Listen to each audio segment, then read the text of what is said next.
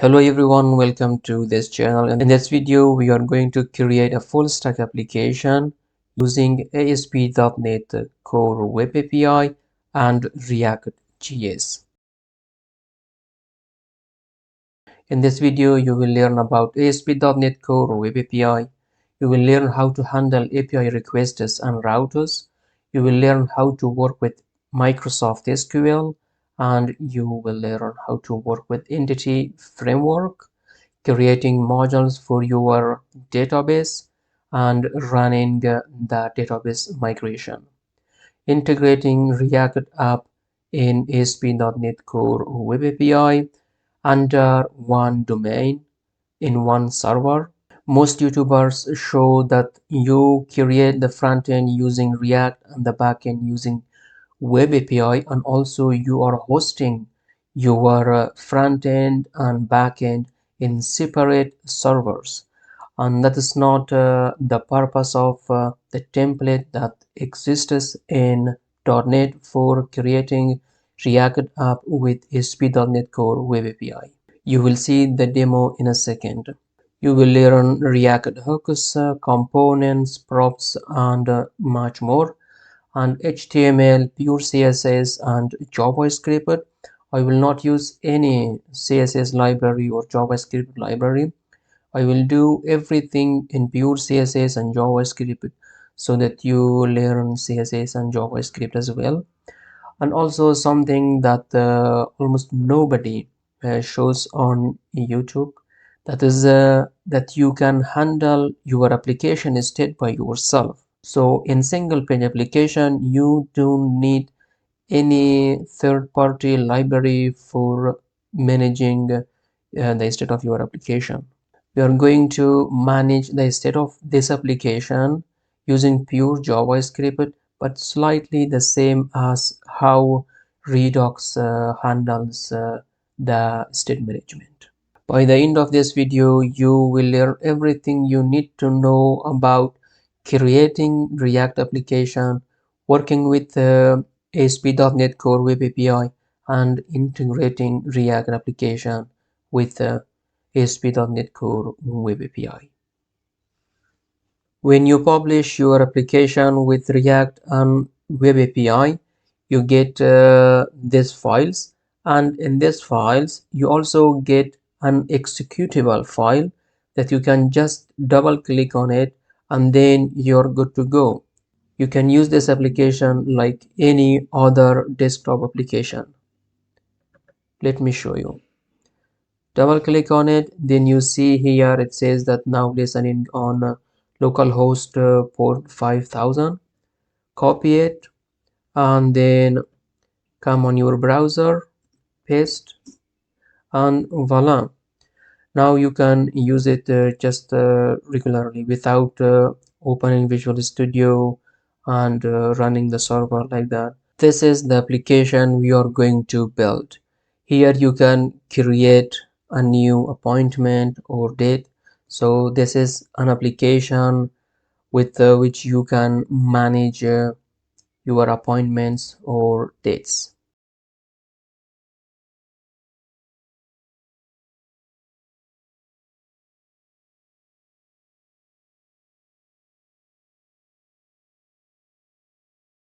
And then when you add, you have it here, and you can delete it as well.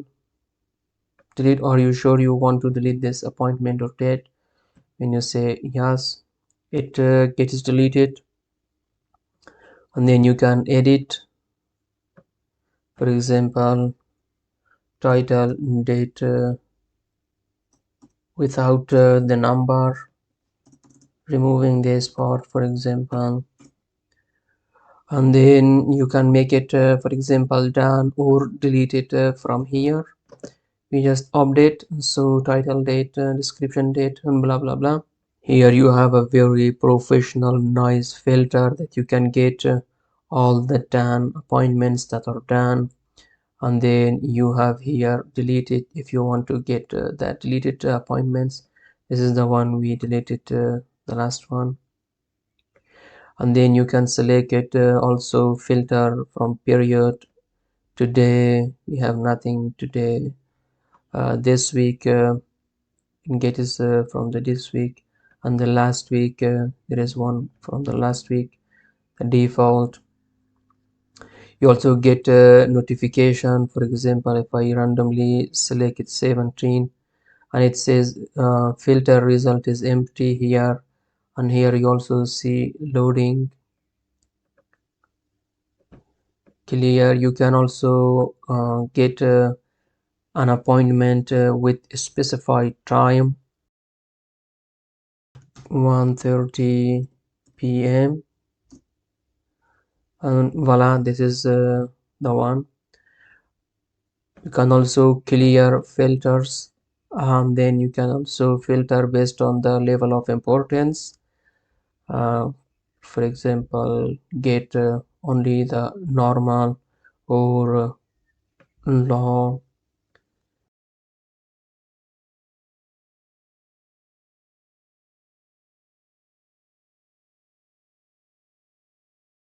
I also created a shortcut of the executable file in the desktop, so that I can just click on it and then copy the URL to the browser, and I use it like irregularly to manage my appointments and dates. Now let's jump to the code and create this nice powerful application. Open Visual Studio. I'm using Visual Studio 2022. Here create a new project, and from search bar here write React. From the result, see ASP.NET Core with React.js. It is a project template for creating ASP.NET Core application with React.js. So the language is C# and next. Project name,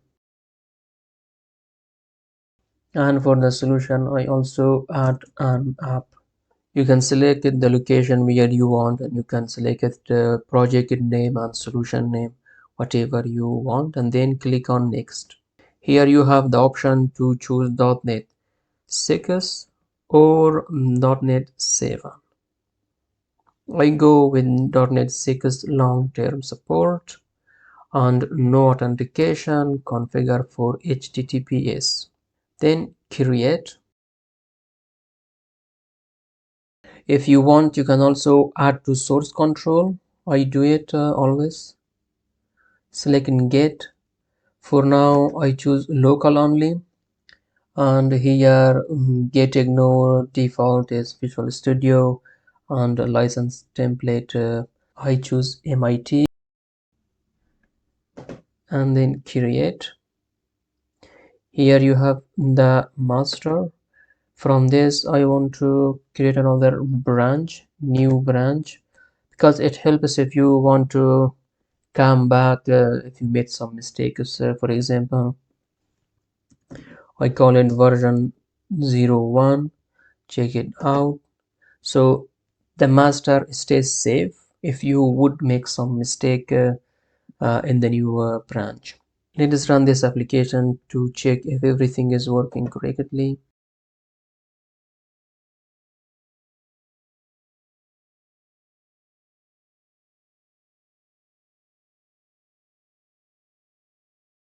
If you don't have Node.js on your machine installed, then it will not work, because React.js is dependent on Node.js. This is what .NET generated for us. You have home, you have counter, and this is not what we want. Fetch data, the weather forecast, and etc. So for now, let us stop it. So this one, we don't need this stuff. So delete extra stuffs that you don't need, and here as well this one. Here you have client app. Inside the client app you have React application. First we take care of the backend, so first the web API. Now I am not wasting your time by introducing each folder and each file. Along the way, you will learn each file and each folder automatically. So for now, just here create a new folder for our data and modules. Call it data, and inside the data create another folder, call it migrations,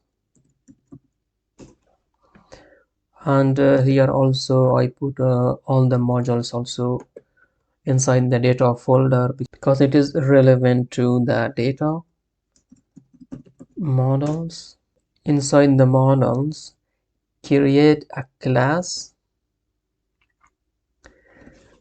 here call it appointment,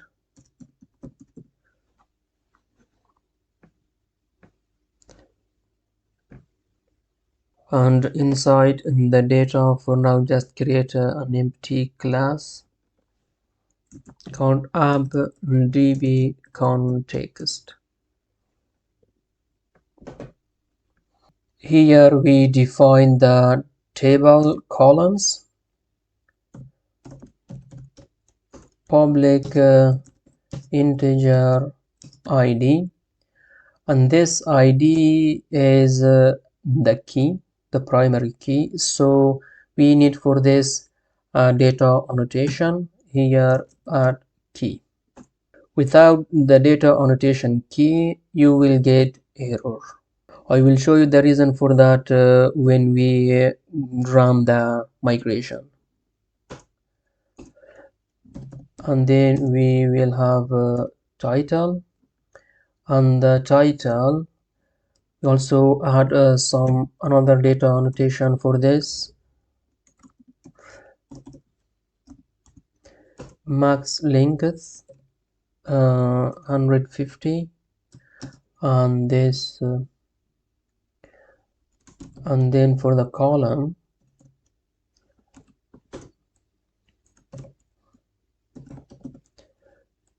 type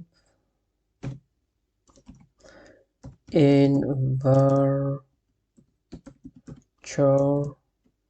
150, type name. Here you see a warning. It says non-nullable property title must contain a non-null value when existing constructor. Consider declaring the property as nullable. So instead of that, I gave an initial value for this, for example, title. I copy this for faster work, and here 300, also 300, this changing to description, and here also description. And then we have created date, date time, created date, initial value date.now, and copying this and changing this to modified date. It is best practice that for any data, if it is necessary, you create created date and modified date. It will help for analyzing and stuff. Is very professional.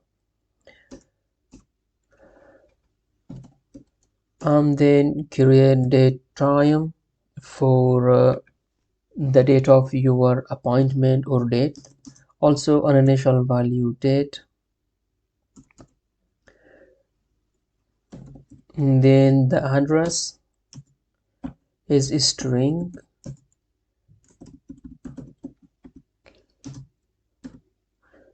an initial value also for this address, and then the time is also a string,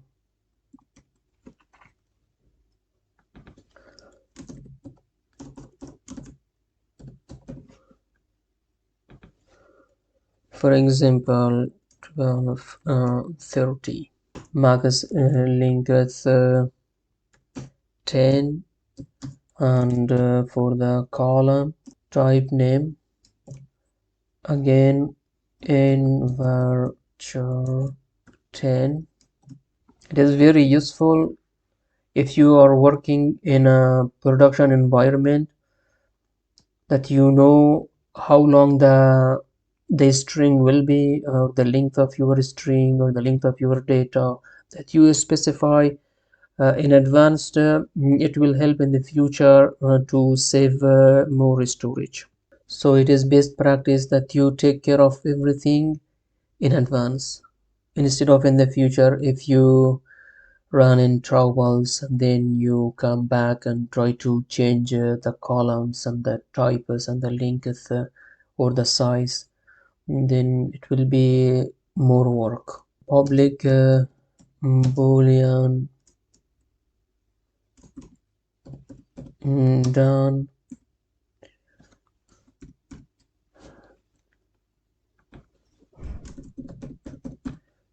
delete it.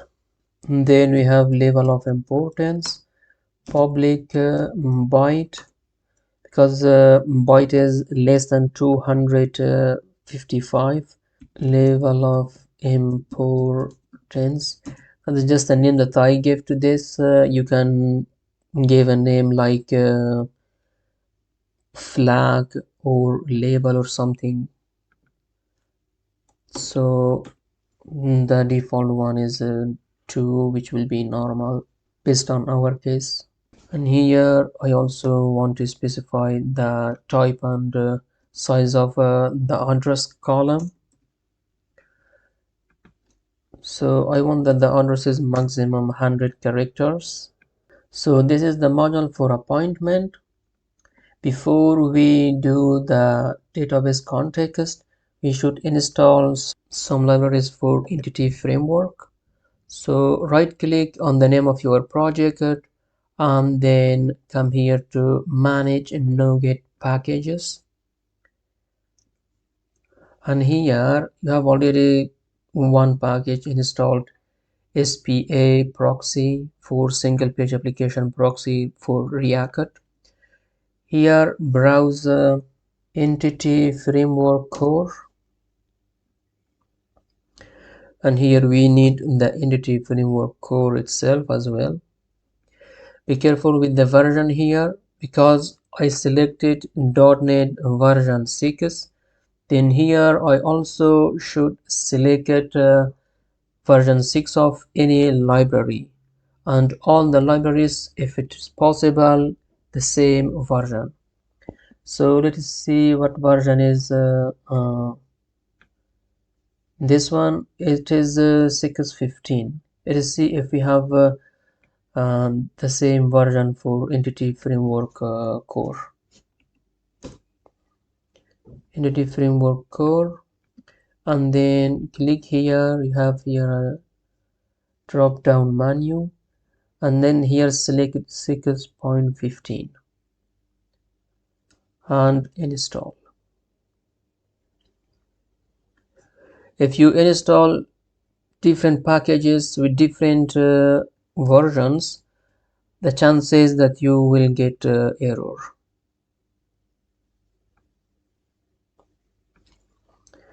Then we need Entity Framework core design, the same version. If it has, okay, 15.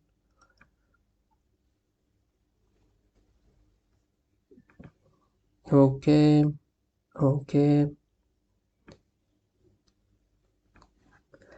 and then we need SQL Server, the same way, selecting the version.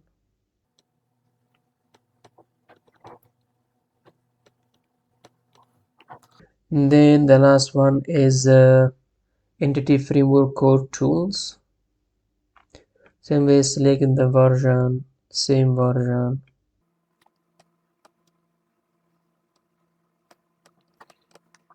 So here we have all the libraries we need for working with a database.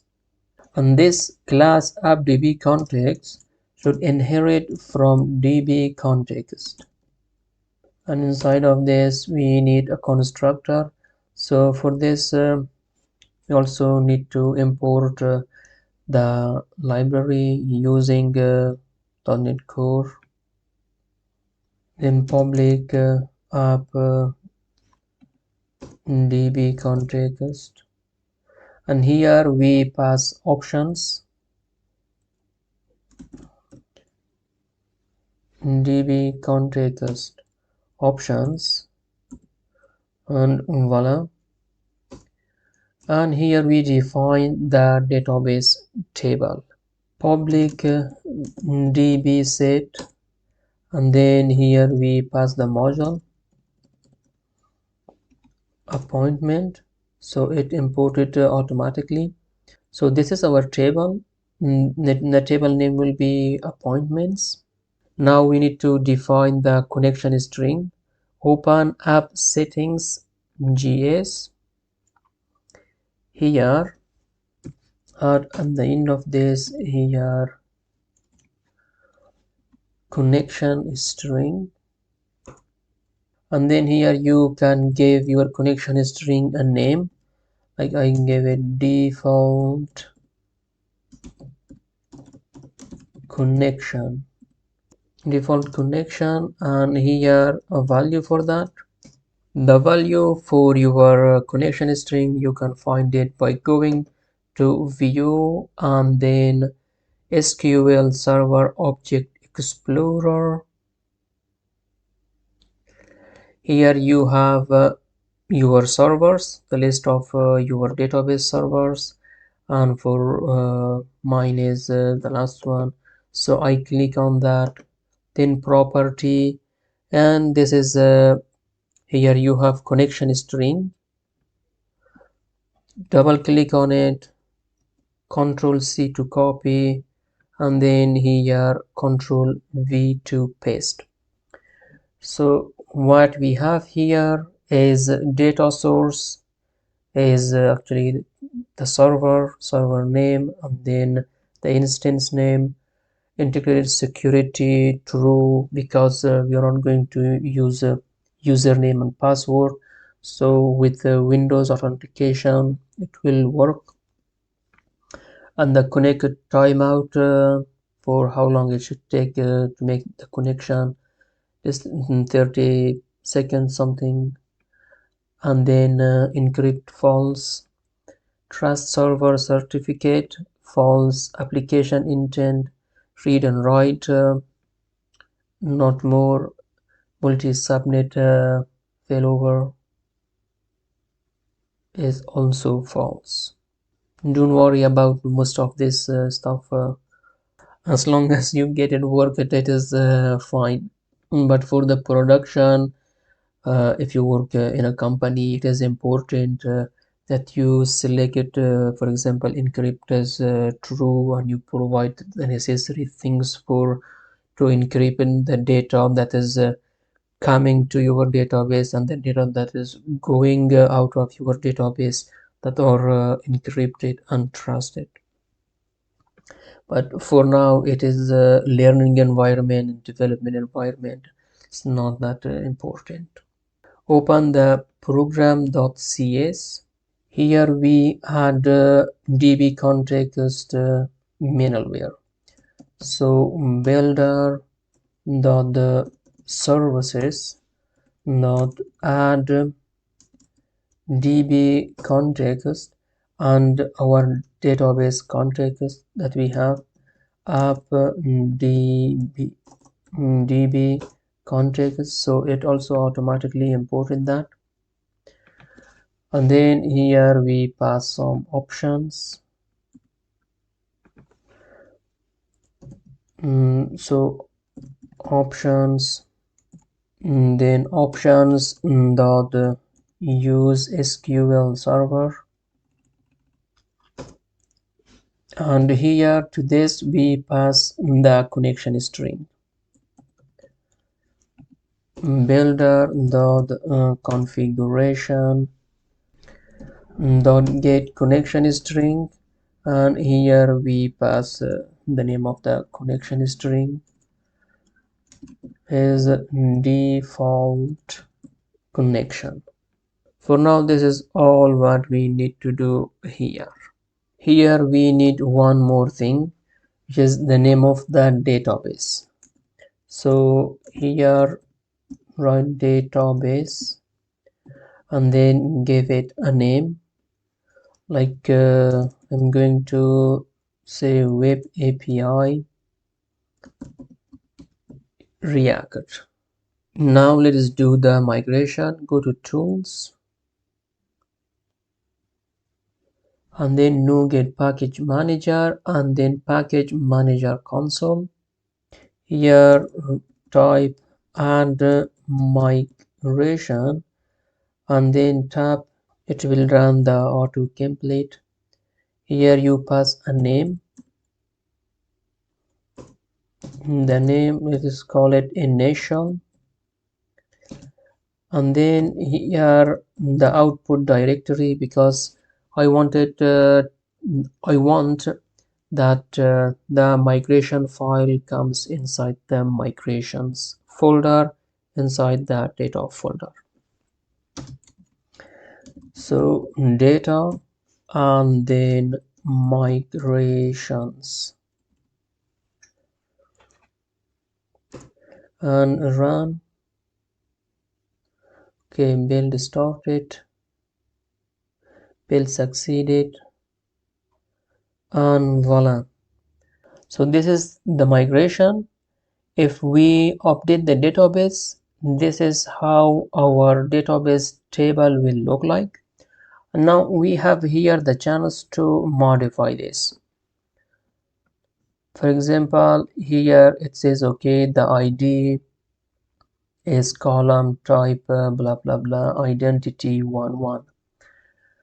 I told you if you don't give it the key, it will not be identity and it will not have 1 and 1, which means that it should increase the ID of each row automatically by 1. Otherwise, if it does not do that, you will get error and you will not be able to add new rows to your table. So that's important that you give the key to that. And now here max length is 150, no label, type is this one, no label false. Now if you want to make something no label, you can give here true. And about the date time, you see here date time 2, which is different than date time. Here I have from the demo also a database here. From the demo I have here a table. Here is also another table called appointments, but it is in practicing DB in this database. You see created date, date time, date time, date time. So we also need to modify that to date time instead of date time 2. Otherwise we will get error because of the date that you pick from the user interface will not match to this type here. So that is why we need to change this to date time and remove the 2. So now this looks good to me. Let us go and update the database to create the table. Again, go to the tools, NuGet package manager and then package manager console. Here run update database. Update database is going to update. Voila. Let us see it. Refresh. Here we should have 2 databases. Now we have here also database web API React. If you expand these tables, inside tables we have here appointments table. Double click on it to see it is options. So here we have integer, title, description, created date, modified date, address, time, done, deleted, and level of importance. And the types. If you select there, allow nulls to true, this will be checked. Now none of them is true, so for every one of this you have to provide a value, otherwise you will get error. And that is what allow nulls is about. You can also provide default value. For example, if you say that this column should not be null, should not be empty, then okay, I will not provide a value every time over and over again. Instead, I pass here default value. We could do that by adding here default value, nullable false, and default value. For example, for done, we could here write default value and then false as well. We could know that. Or based on the type, you could pass here, for example, string for the title, a default value. So we are done with the migration. So here inside the controllers, let us generate an API controller. Right click, add controller.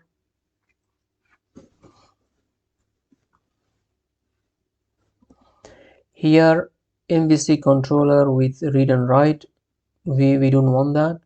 We need API controller, empty API controller with read write action, API controller with action using entity framework, and then you have also read write endpoints, and then read write endpoint using entity framework.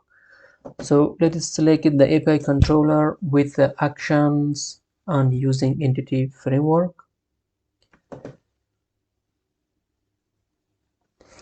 And here we need to select a module that we have, appointment, the database context we have, and the name of the controller is appointments controller. That you also can change it to appointment. I don't want it to have an extra s.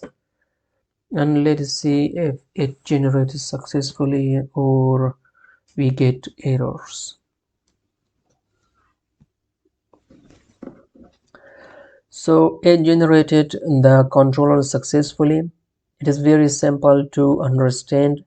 It is just some methods that helps you to get the data from the table, modify, add, delete, and stuff. So .NET helps you a lot with writing code fast.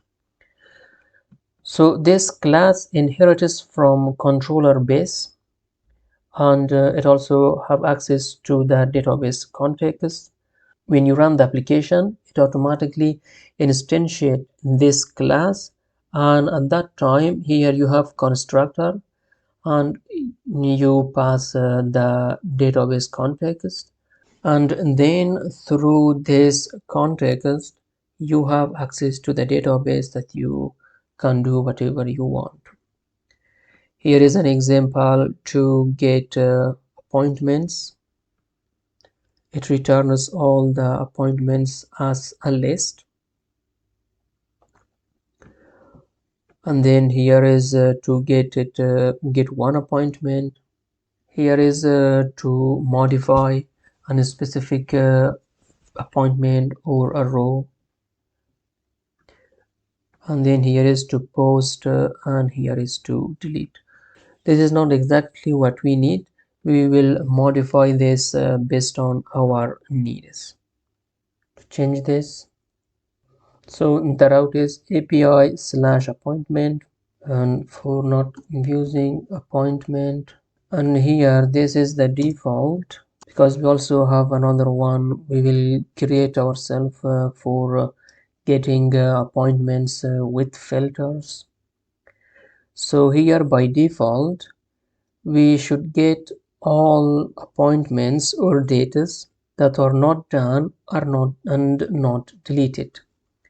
So for that we should add here where e, which is the row, which in the row dot deleted, and the row dot done, and we negate this by putting this. If the row is not done and the row is not deleted, then return it, otherwise don't return it. So it also kind of filters. And also I want to add here a custom message for not found. This one, context dot appointments, if it is null, means that there is no table named appointments. So here we should send a clear message. We cannot tell the user that there is no table. So we should just send that there is no data. And the same way you can write whatever you want. So if you pass an ID and there is no data for that ID, it will also be null. So you also should return that. When you want to modify for the bad request, you should send a message.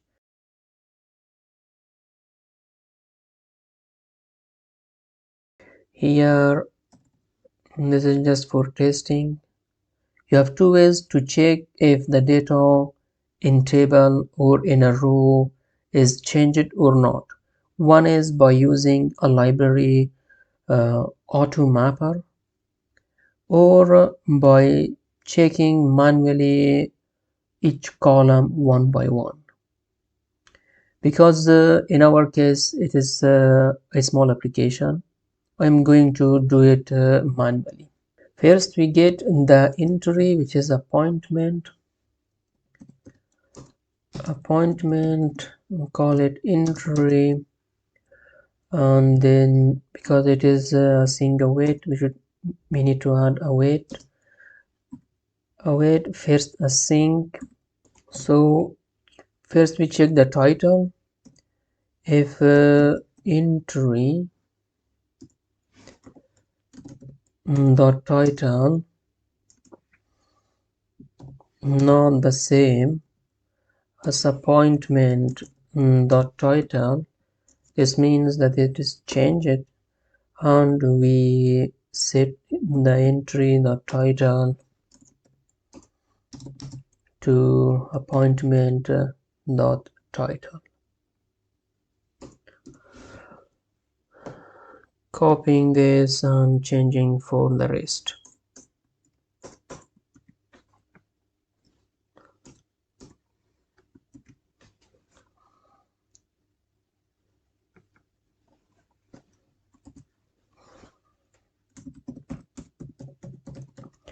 Description,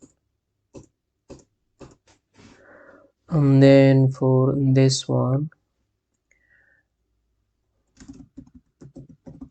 address,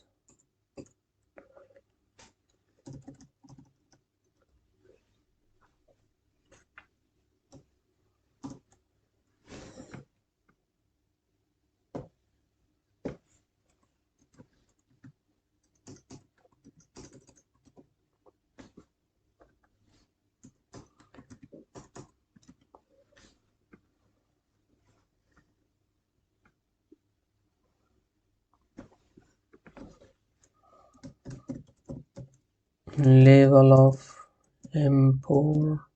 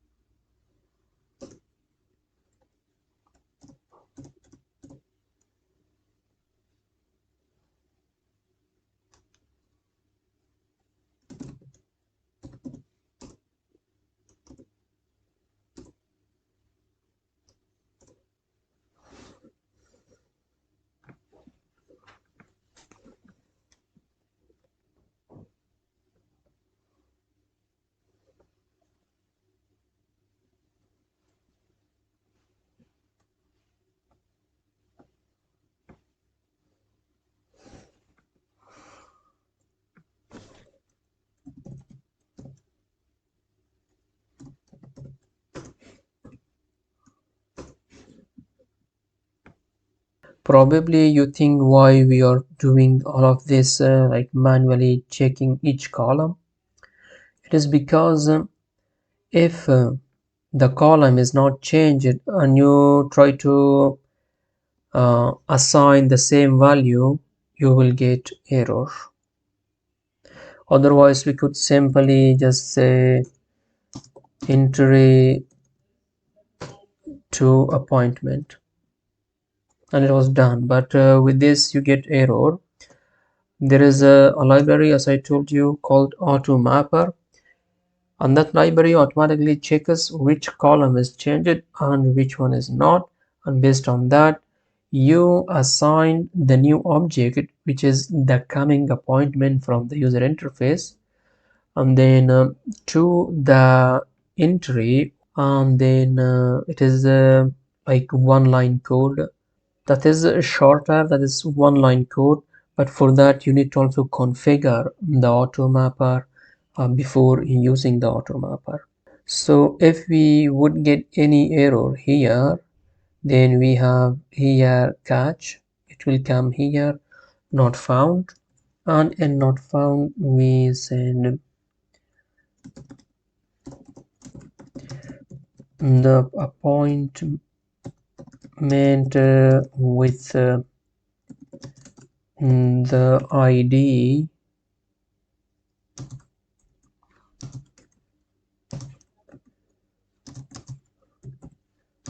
when this ID does not exist. By success it sends no content, and you cannot pass any value to no content action result. Here I would like to change this to OK and pass here a message appointment updated successfully. If I would make any mistake in typing, then it is not my fault. Okay, we are done with the update as well. So let us see, this is the post, this is the create, it is already okay. So this is a problem, generated problem by .NET that says entity set blah blah blah is null, but we should remove this. It's not good for the security that external people knows the database context of our application. Just say that appointments is null. Here we will get error, an unhandled error, unhandled exception. It is the same as unhandled error. If the type that we get from the user interface would not match the type of appointment. So for that we need to actually put this inside try catch.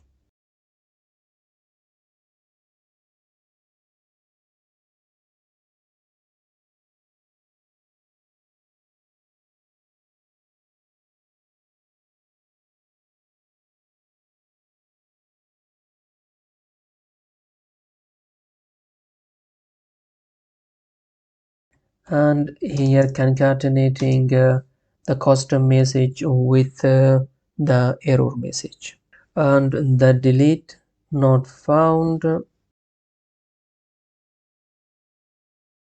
and if there is no row in that ID we should pass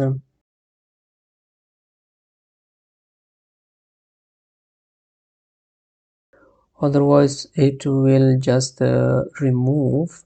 We are not going to remove, we are going to set the appointment to delete it to true, and also change the modified date.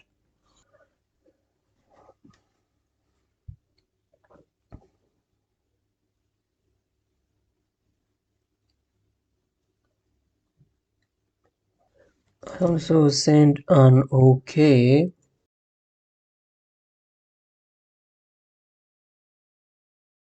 So deleted is done, created is done. And now for filters we need also a type. It is create here another class and call it filter, and here we define some keys, public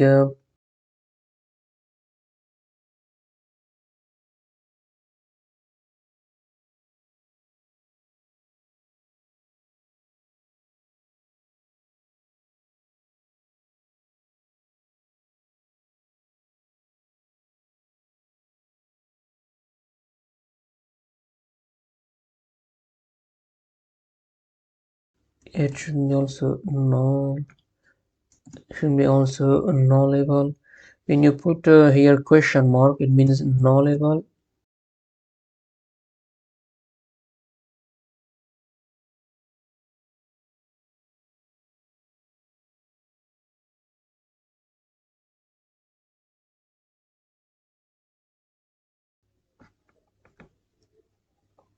Now inside appointment controller, we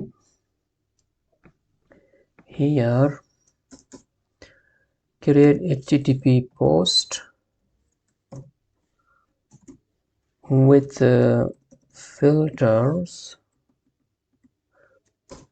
and then public task action result I enumerable with the type appointment, call it filtered appointments, and we pass here filter and filters. So the path for this endpoint will be API slash appointment slash filters.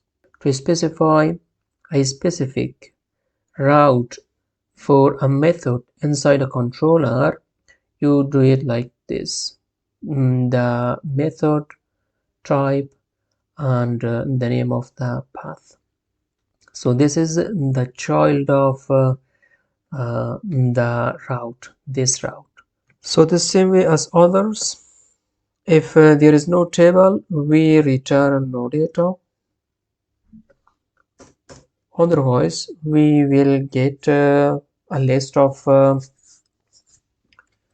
appointment.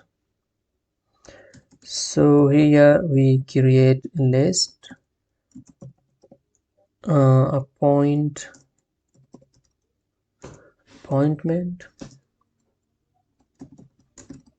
call it all data, and then await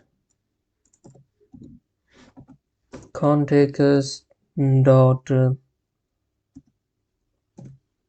appointments dot to list async, and then based on the filter we return some data. So we say if filters dot all is true,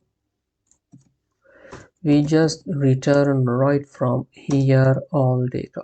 For the rest we check which one is true and which one is not true, if there is any specified date, specified time, start date, start time. So next, checking the level of importance. Filters dot the level of importance is not null. If there is a value for that, that's why we assigned it to be nullable. For some cases we just send null for level of importance and none null for others.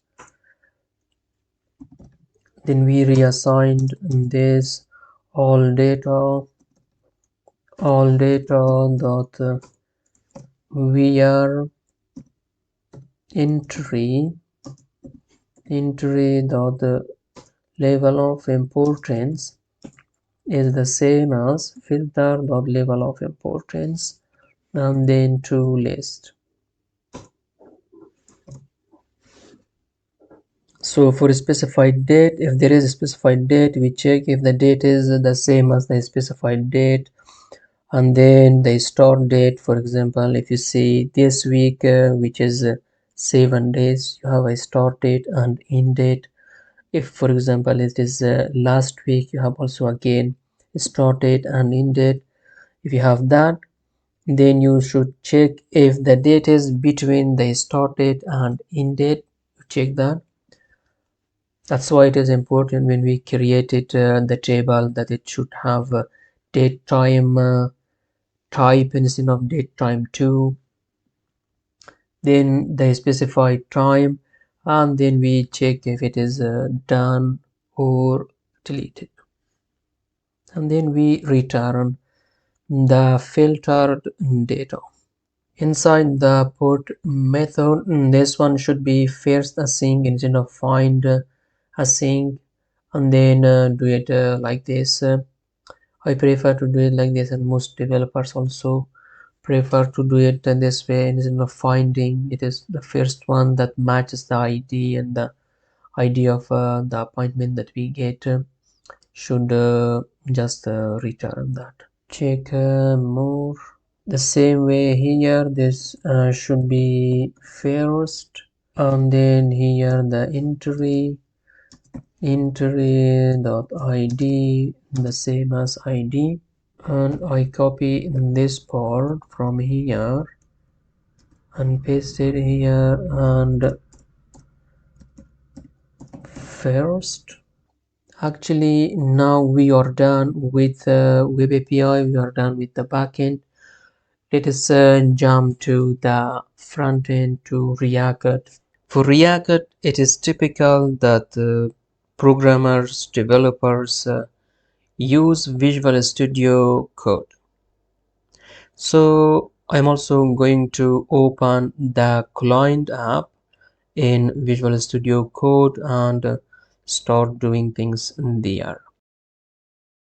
So I go to the source code, here appointment, client app, and I open it with code. So yes, I trust, and voila. First, let us remove some stuff inside of here. We have everything is kinda okay.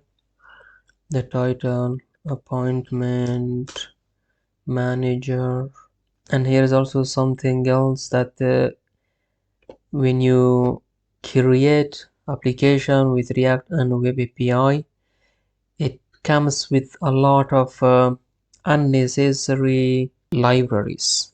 The template comes with a router as well.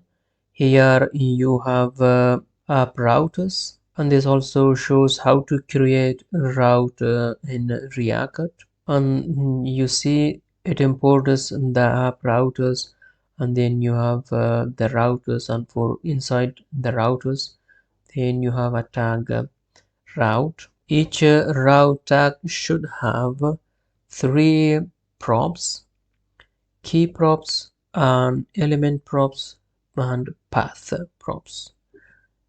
When you see inside the app routers, you see here the index, path, and element.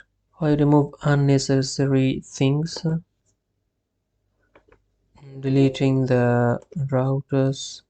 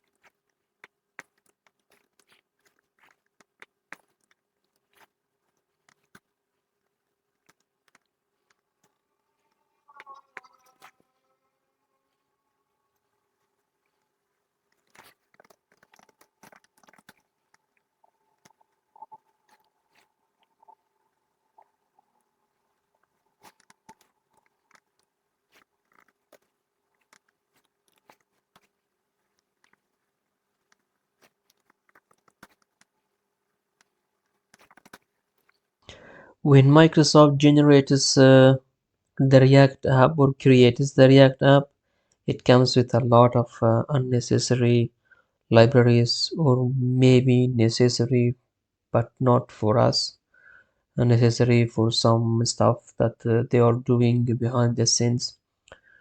But when you create a React app outside .NET by running npx create React app, it does not come with a lot of other libraries and no div dependencies. Uh, it comes only with React, React DOM, React script.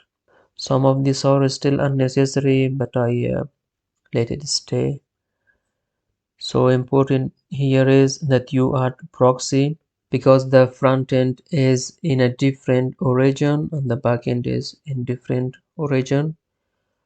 When two different origins communicate, there need to be some protocols, proxies, otherwise you will get coarse error. Also inside setup proxy, here you have a file generated by .NET as well by Microsoft. The original one is here weather forecast, but I changed that to API appointment because this is the route for the backend of our application. And here you also should add change origin and set it to true. This does not work in my environment because, as React says, this works with pure JavaScript environment. So it works with Node.js, but it does not work in my case with .NET. But I still configure it for you so that you learn. This is how React recommends that it should be configured. And this proxy middleware says that when you are using this path from this origin should be redirected to the ASP.NET Core URL.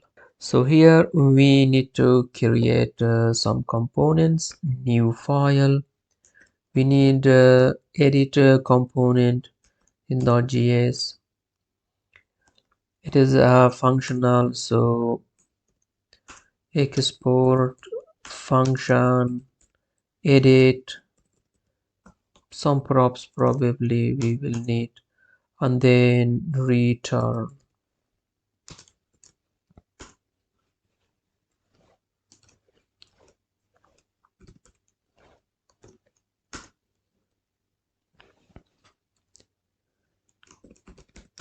Edit component. It should be export default.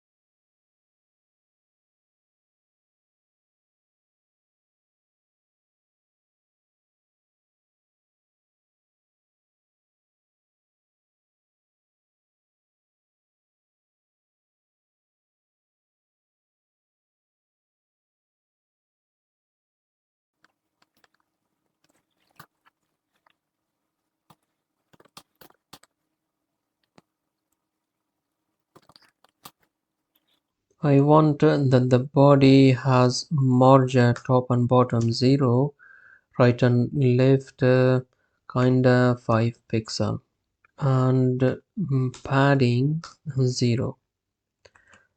So let us test it. Here you also have some scripts. Pre-start, start.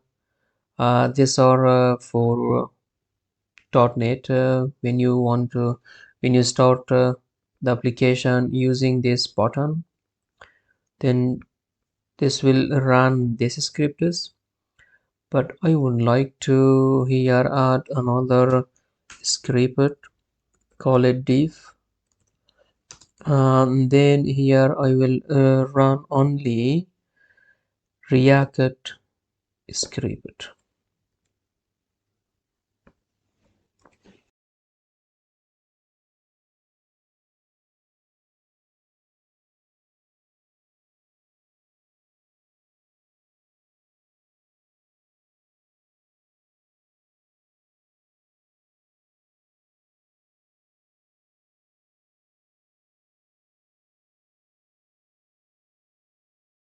Home component, new component, edit component, and delete component. Here create a new file called lib. You can name it whatever you want. I call it lib.js.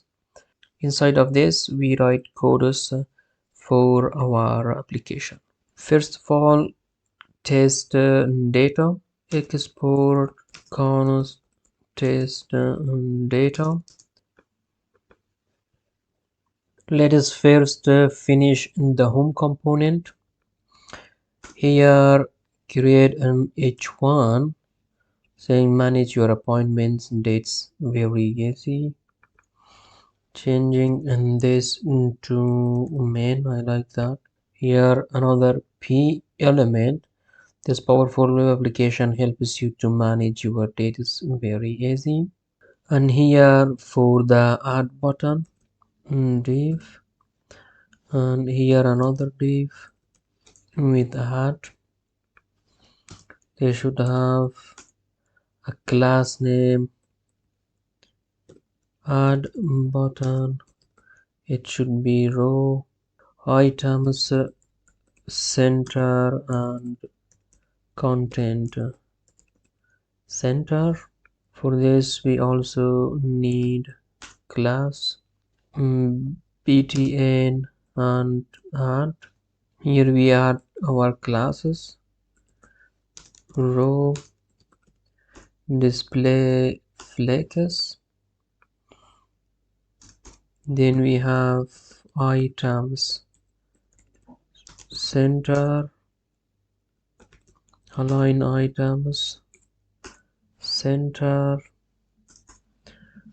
and then we have content center align content center, then we have add button, and then we have button. Let us first see how it looks like. New terminal npm run div, refresh. Now it looks like this, and the button is, you see, is here. We want then the button is here with a green style. It should have position fixed, top 30 pixel, and right let's say 80 pixel. See, now it is here. And then for the button itself, we want that the button, the width is 50, the background is this background. It should have a box shadow and border radius. The cursor should be pointer, text align center, color. Now this is the style. The cursor is pointer, the background is that the color is black. But the add button should have a unique style. So for that we say btn dot add. This is how we give it here, btn and also add class. So the background of the add button should be green, the font size 30, bold. It should have also a box shadow of slightly green, and this padding top and bottom 5 pixel, padding right and left 13 pixels, and color white, and font family Tohomo. Let's see this one. Then here another div, class name notifications spacer 20 to have margin top 20. Let's give it padding top 20 pixel. We gave the notifications also some animations just for the purpose of teaching you how to create animations in CSS. Here we gave animation name, and we create here animation. So you create it like at keyframes, and the name of the animation, which is notification. And here you can specify different points with different styles. At 0% the color is gold, 50% then the color is red, and then the color is blue on 100%. And then animation duration, on it to be 2 seconds, and then animation iteration count infinite, because sometimes the text is hidden, and if you run it for a specific time, then the next time it will not play. Font weight bold. Let us check it. For example, let's say 2s for 2 seconds. You see now this is getting gold, red, blue, gold, red, blue, gold, red, blue. You have also another options for animation. When you type here animation, you see the delay, fill mode, direction, and timing function. And now here you get all the options that you can, for example, step end, step start, linear, which is playing smooth from the start to the end, is in, is in, out. For example, let us see, and then animation direction. You have alternate, reverse, normal, reverse. Now here a section for the filters. Class name, row, justify between items, center, and filter. And div which says filter, class name, model, title for now. Now for the right side of the filters, div here a button with the class name,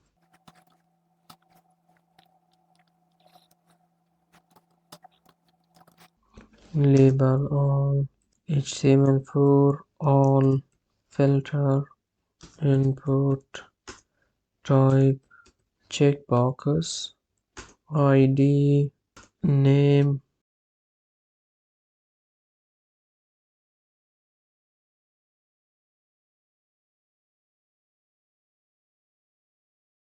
and then filter for the period.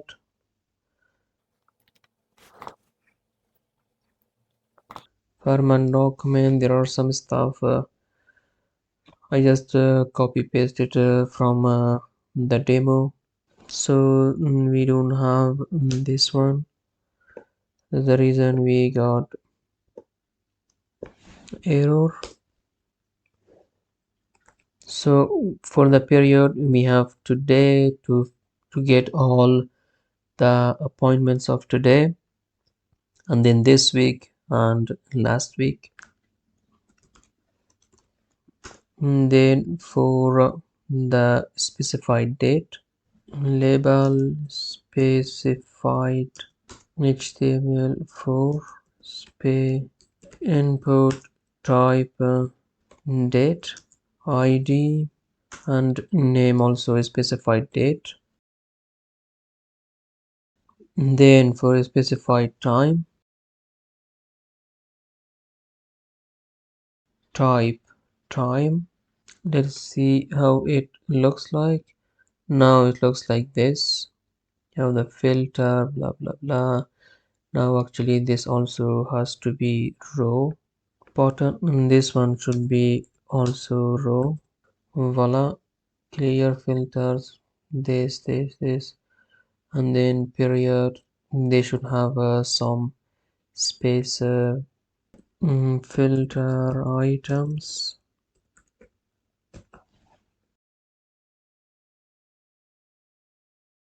and then again for the level of importance, again copy pasting from the demo because I already have created this.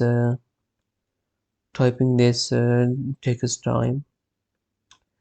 So level of importance is the label. Then you have selected element, name, id, default value, and then the options. This is how it looks like for now. For the filter items, also give items center. Now it is better. And some styles for the filters, just copy pasting. So the filter should have border bottom 1 pixel with this color slightly gray, and with the style of solid, and margin bottom 20 pixel, so that there is a space between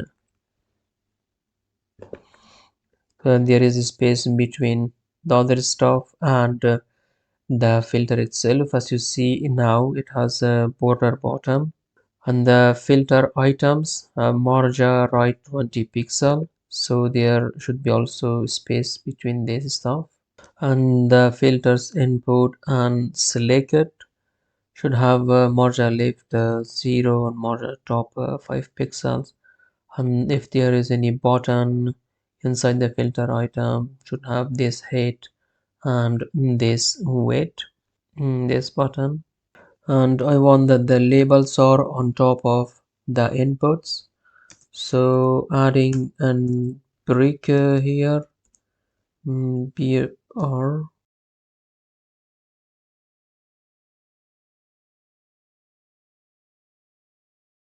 Now you see it looks better, and here is a huge space.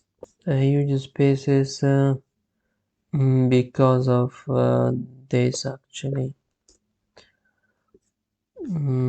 So that indiv should be here.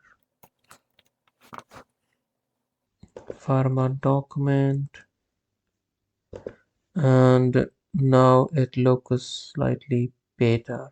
We want then the button is a little bit to the left. So for that we give to the bottom a class me15, which is margin right or margin end 15 as they call it in Bootstrap. Dot me15 margin right 15 pixel. And now for the data list headers, div, class name, column. The first one is for the id, the second one is for the title, description, importance,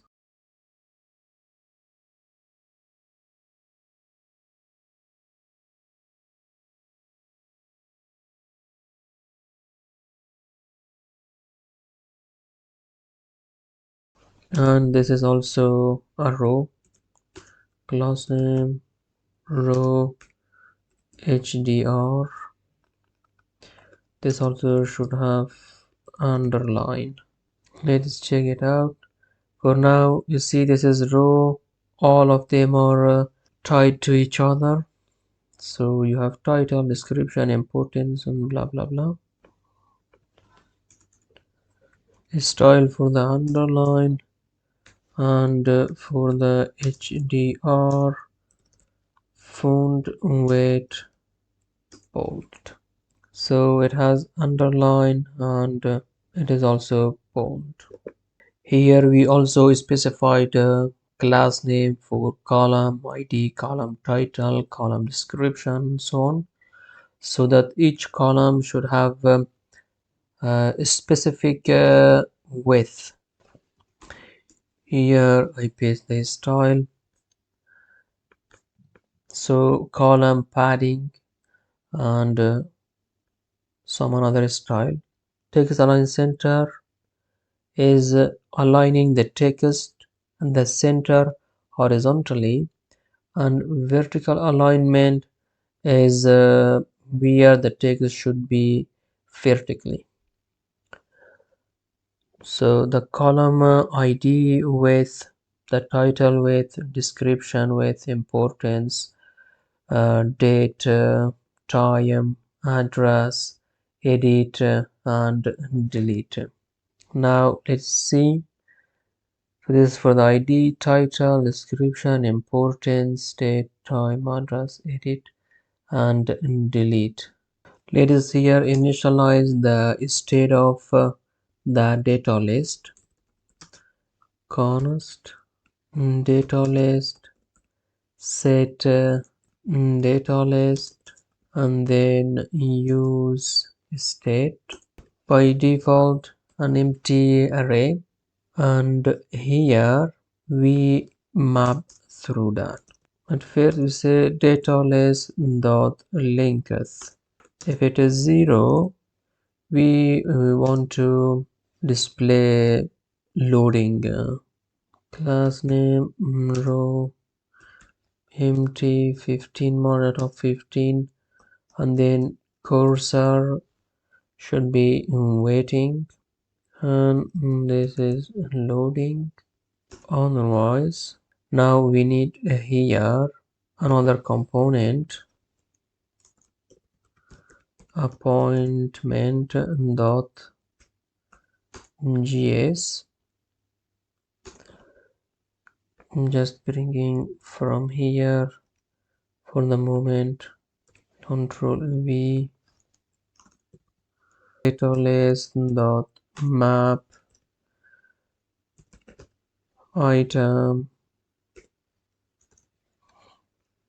and then item.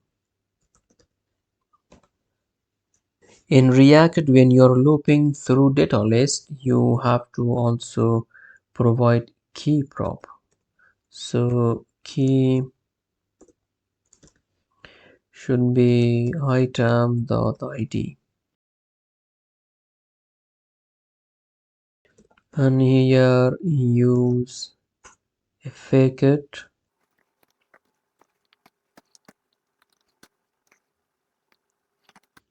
set data list to, let us bring the test data from the library for now. Import test data, send it to test data.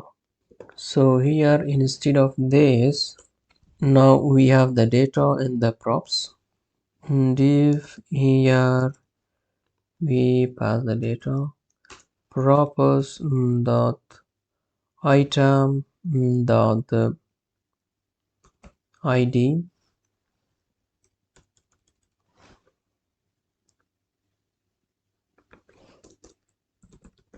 for title, description,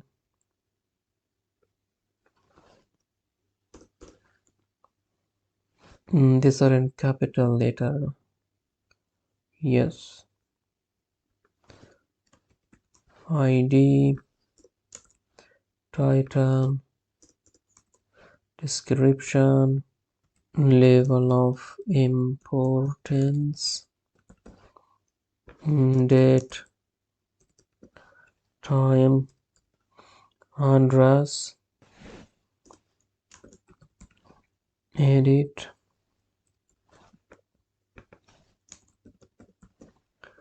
delete.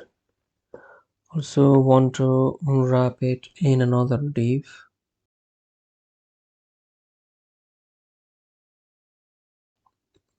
Class name. When you would like to assign dynamic classes to your component, then you need to use curly brackets and then use this and do some stuff here. And also class name, column ID, Control C, Control V, change it to title.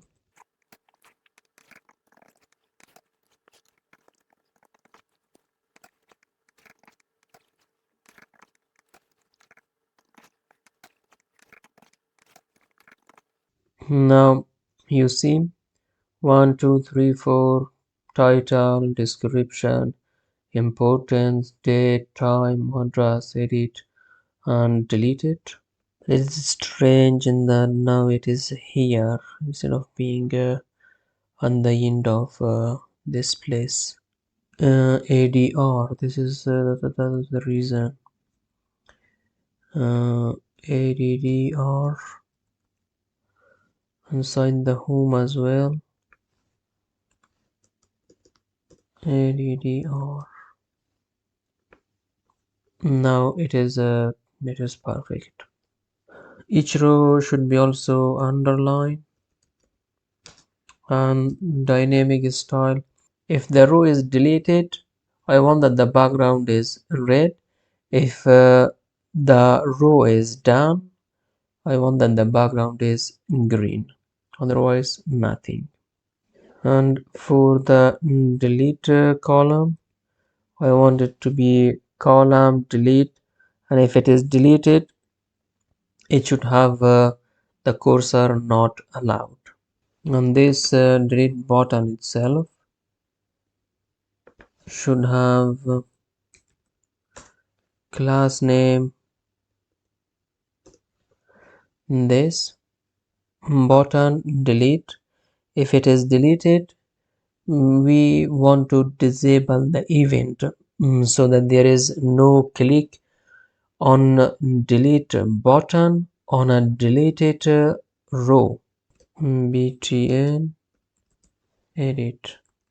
So these are the styles, and the style for level of importance should be something like this.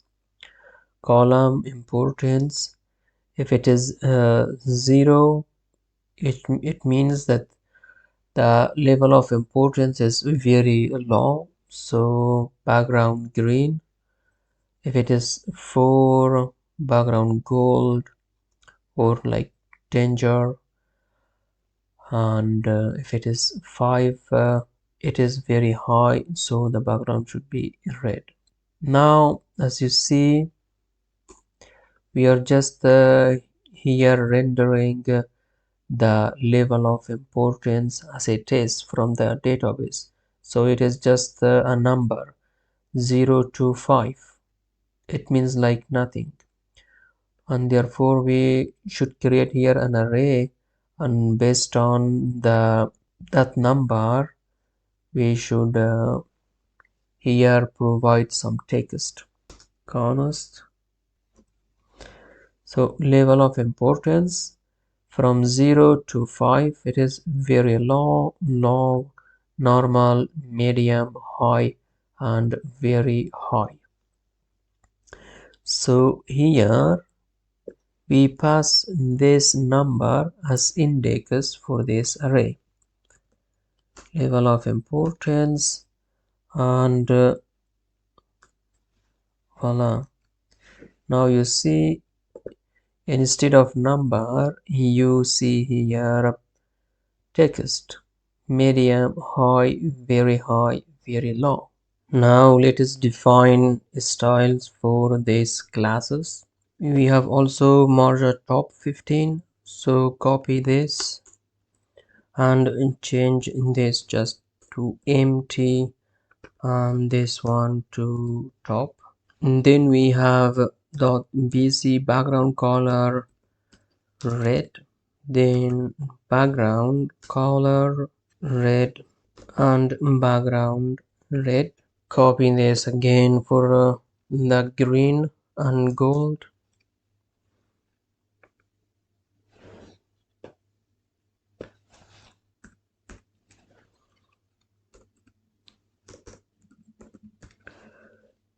Background green and gold. Just change the red to gold. Not allowed. Cursor not allowed. No event. Pointer events none. So that the clicker does nothing. That's for that. This is a CSS way of preventing any click event. Cursor wait. This is a spinning cursor, like loading. And then we also have loading with animation. So the original weight is 0 pixel and font weight is bold. Animation name is loading. Animation duration 0.5 second, and we will see actually animation iteration count again infinite, because we want it to work forever, not just one time. And let us copy paste this and change this to loading instead of now color. We say width 0 4 15. Also it should not have overflow hidden. It shows up when the data length is 0. NPM run div. Now you don't see in which port our server is open. In case you get confused, environment development, this is the port localhost 44418. Here localhost 44418. Now you see the spinning or waiting cursor, that it is loading. Uncomment this again.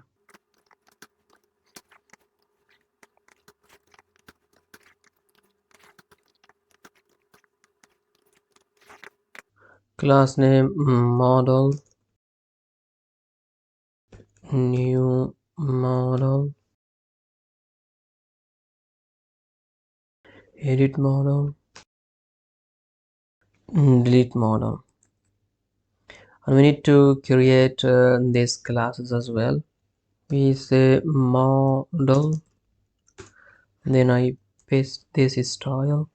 The model has a position fixed, top 0, bottom 0, left, right, all 0, and we display it as flex column, and the content should be center, items should be center, and the justify content is for the whole first child, where should be the first child of the container.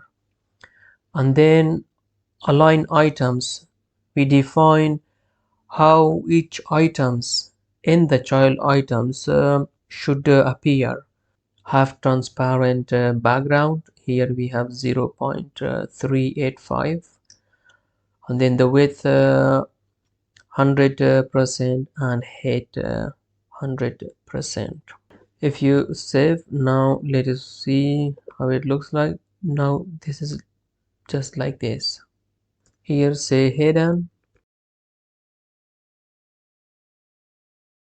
create a class hidden display none.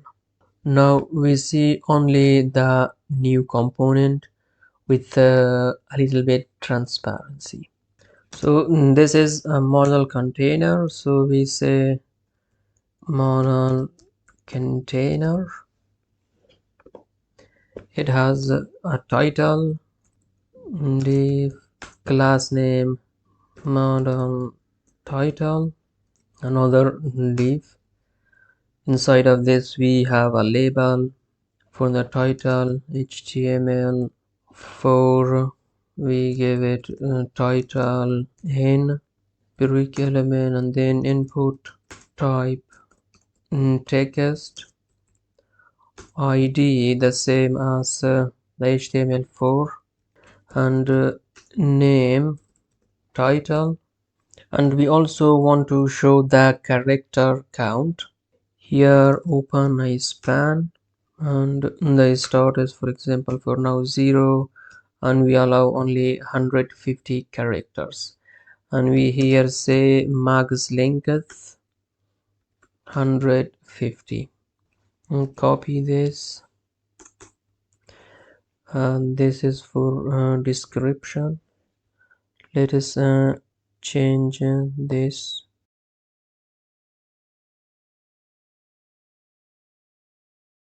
for the address and level of importance. This is a row with the merge at top, so basically every one of these should have a merge at top of 15, empty 15. And this is for the address to enter the address, and it should have a max length of 100 characters. Let us see how it looks like without style. So this span has also margin stored 10, m is 10, and let us paste here the style for the model container. It should have the background white and border radius, padding 8 pixel, and minimum width 520 pixel, and max width 85 view weight, so it is kind of responsive. Now it looks much better. The character count for description should have a class float right, should be at the right side of the view, and then also a margin int of 10. Copy this for margin int 10,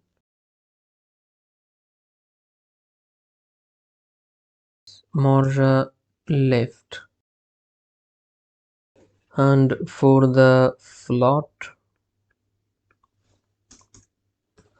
not float right, and we say float right. Let's see. Now you see it has a margin left of 10 pixel, and it is on the right. And you see also the labels are working. When you click on the label, corresponding inputs gets focus. So that is the use of label with HTML4. Very nice. Open another div. This is also row, class name row, and here we have again another div, label HTML4 date n is the date, input type ID, and date new, name is date.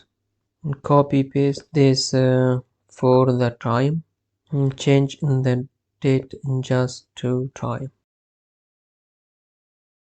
And here open another div for the action button like add and cancel. This one should also have margin left 10. First name aim is 10. Then inside of this again open two div elements, one with cancel with class name button and another one add.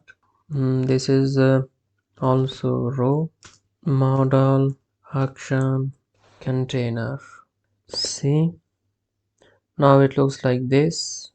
Here it should be justify MLUT. Now voila, padding top and bottom, right and left. Voila, now it has cancel and add. So the description is not an input, the description is text area. Just change this to text area. This is text area. Maximum length is 300. It has no type.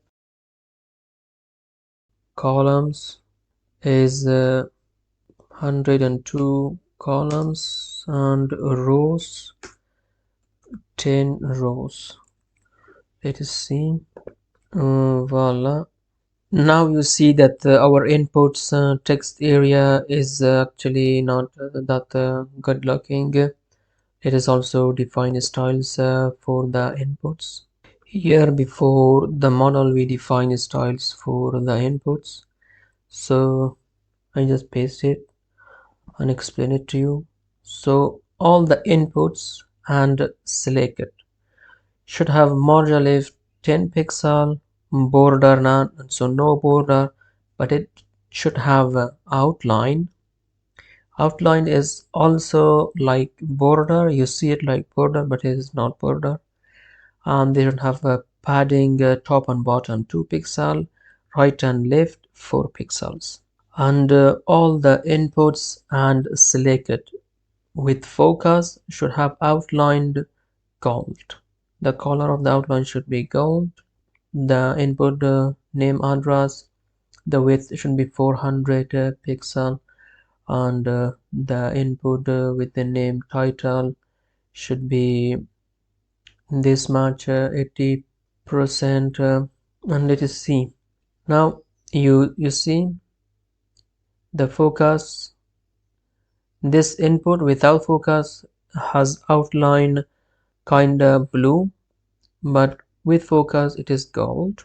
Should change in this to lowercase and lowercase so that it works. Let us go to the new address, and this date and time should have MT15. Voila, now it has about a top 15. I want that the content also have some more top 15 because it is necessary for that. MT15. Yeah, it is now much better. So now you see that it is here, but I want it to be somewhere here, not there. Here give a break, br break, and now you see it comes below, which is much better. But our text area does not have any style, and also the labels don't have any style. Well, all the labels should be bold, and the text area should be resized only vertically and not horizontally, no border on the same outline, and padding 5 pixel from top, bottom, right and left, and the focus the same as the focus of input. Now you cannot not resize it from this side, only you can resize it this side from top to bottom.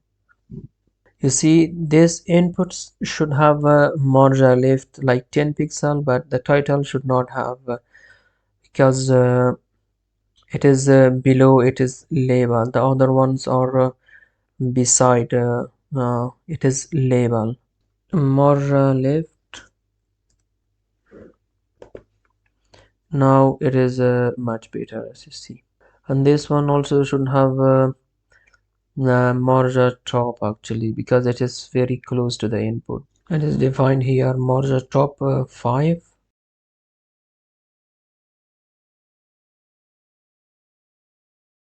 Here class name empty 5. Copy this and give it also to the input. Now let's see the title and description. The content of the new component is almost the same as the content of edit. Copy this and bring it inside here. Now in the home component, give the new header and remove the header from edit and start changing some of it.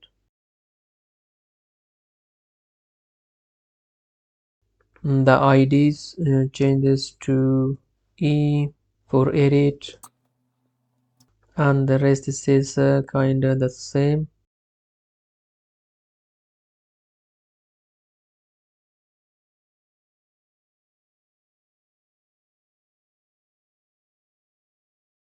And this one become update. Edit appointment, title, description, address, and update. And this one also should have here done and deleted to see if the appointment is done or deleted or not, and then you can also change that.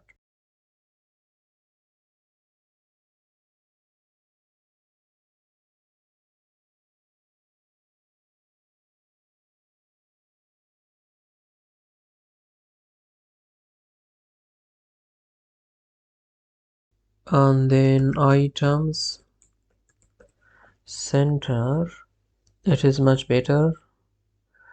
You should also give it some more width. Here we define a style for that.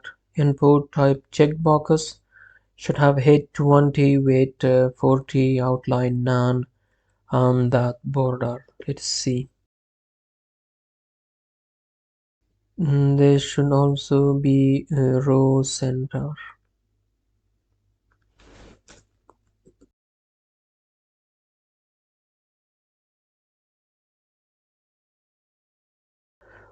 You see now it is in the middle. It is much better. You can check and check. Now you see that the counter is also not working. They should have a state and stuff. Now we are done with the edit and new. Now let us go to the delete. This is also model container. So model container. First to see it, we need to make this header, remove header from this one, display here title,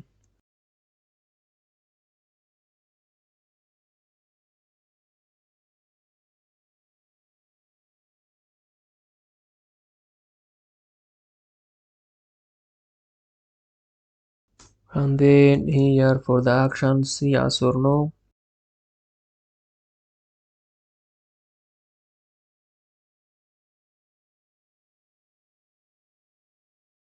This is warning deleting the appointment. Are you sure you want to delete the appointment? And then you can cancel or you say yes. For now, hidden. Actually, each row here should also have some padding top and bottom. Here we define padding y top and bottom 5. The py 5, say padding top 5 pixel and padding bottom 5 pixel. See, now it is much better. The notification should be hidden by default or no nothing. The spacer padding top 40 pixel.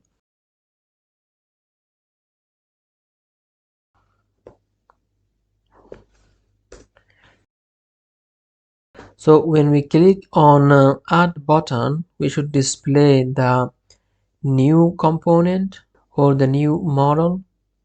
When we click on edit, we should display the edit model and populate the content of the corresponding row. And when you click on delete, you also populate the ID of the corresponding row and to make a delete request to the backend to delete the appointment.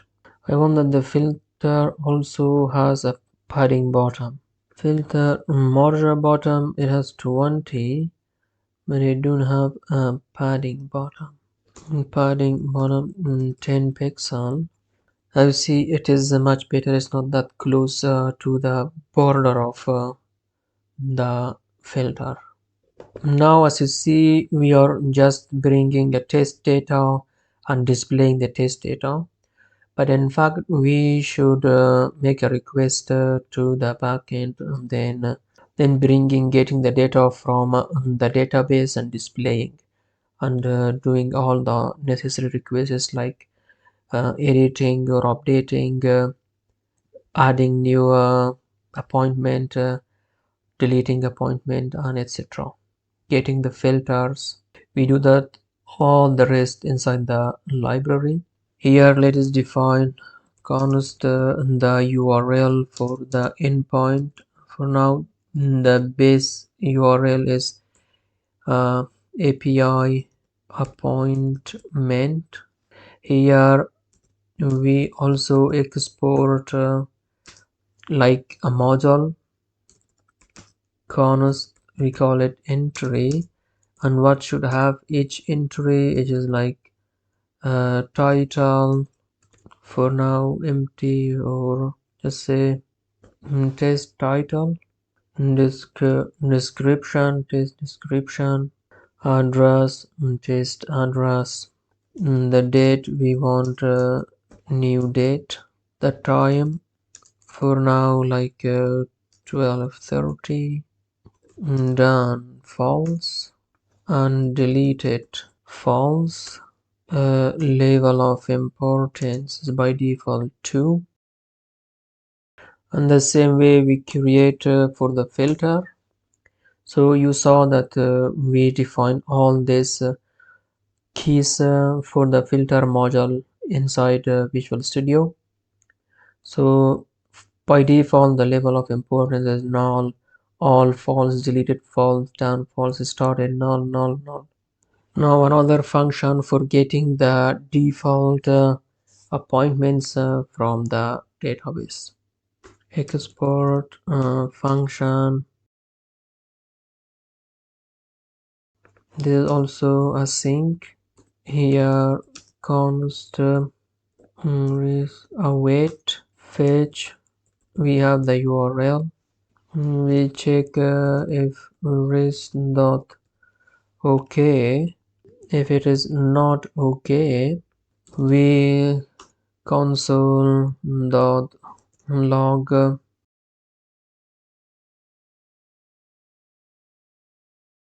here gives the response, so they have clue, and return from here an empty list because we will get this inside the home and assign here. So you cannot it has to be an array, otherwise we cannot actually loop over that. Otherwise if everything is okay, we return await response.json. As probably you know, this one is for the developer, so it is inside the console. If you open the console, you see this message, otherwise you don't see. For that, we need another thing to show the user.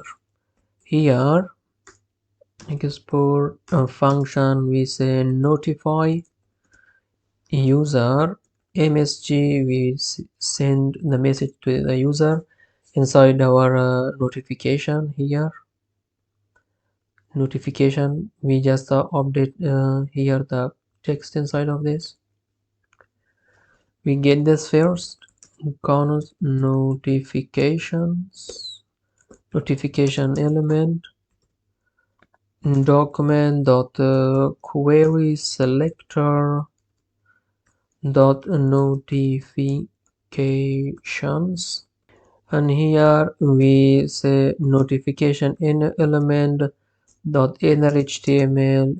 If there is any message, because we don't want to send here nothing like undefined, if the message is, we say the message, otherwise empty. And if msg, if there is a message, we also want to set here a timer, so that after a specific time or seconds, this should get removed, so that it does not stay there for forever, for nothing. Even if everything goes okay, the user should not see error message. So here we say set timeout, and here we pass let us say 12,000, which is 12 seconds, and 12 seconds later it should say inner html clear. So this just clears this element or the content of the notification, and we call this inside each method that is necessary. Notify user, and we say here something went wrong, please refresh the page, for example.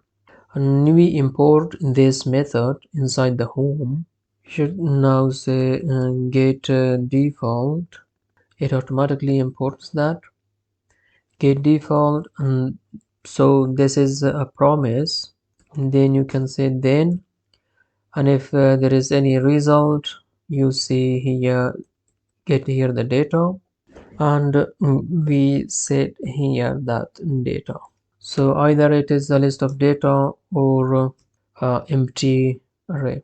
Now we will get error because our backend is not active. Copy this, Control C, Control V. Instead of getting default, I'm here post appointment, and here we pass new app. So the URL stays the URL. Here we need to do some stuff, defining the method, which is post, and then body, we need to convert the body JSON object to JSON string, and say JSON dot stringify, and then the new appointment, and then we need here header. We need to define the content type, application or JSON. That's it actually. And then here, if it is okay, if it is not okay, say it's sucked at creating new appointment.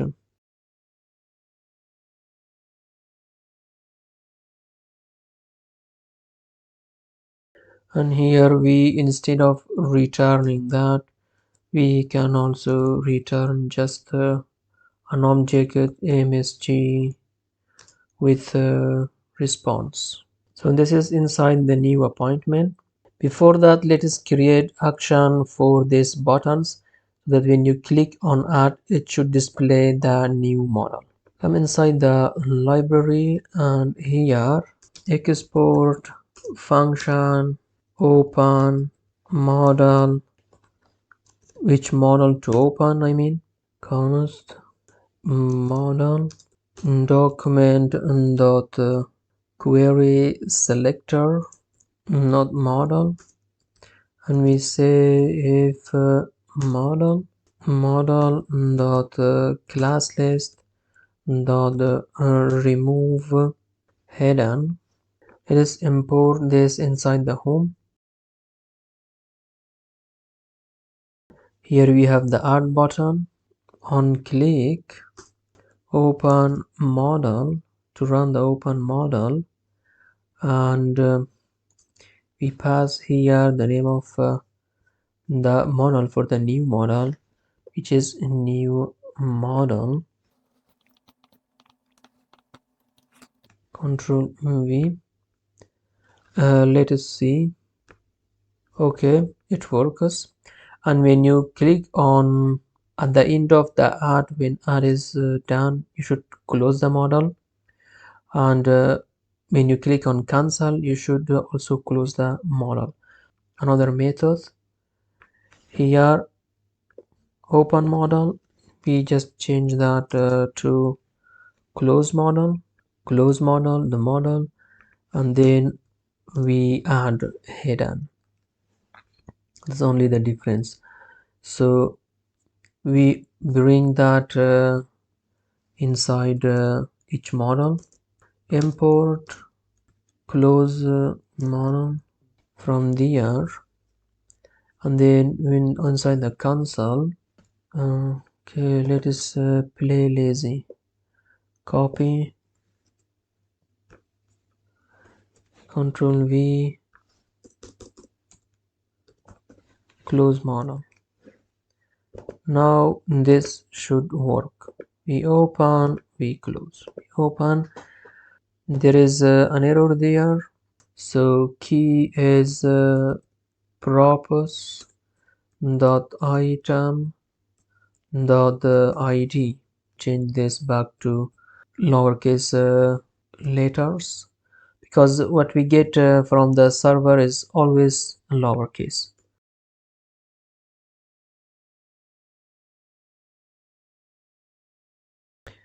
Now if we refresh, we should not see any problem. Now we get that fetch request because it cannot get from there. We need to bring the post appointment and new appointment. Const new appointment. This is a method. So when we call that, we get the event. Here we get the name, const name, event dot target dot name, and the value and the target and dot, and we here bring also the entry dot name. We assign it the value, and we call this new app on each input. We say on change run new app without calling it here, and Control C, and then here new app, input address here, and level of importance here, here. You see something weird here. Even if we here defined it as number, we will get it as a string. So for some of this we need to check actually. So we make this let so that we can reassign. We say if name is equals to date, we also change the value to new date.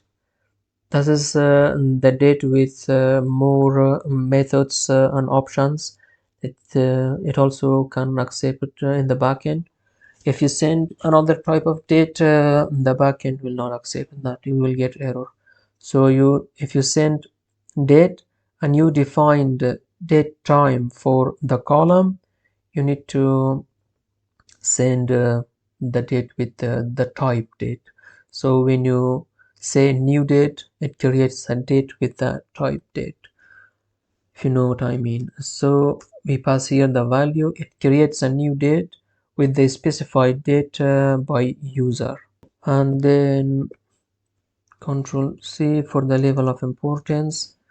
If it is a level of importance, we just convert it to number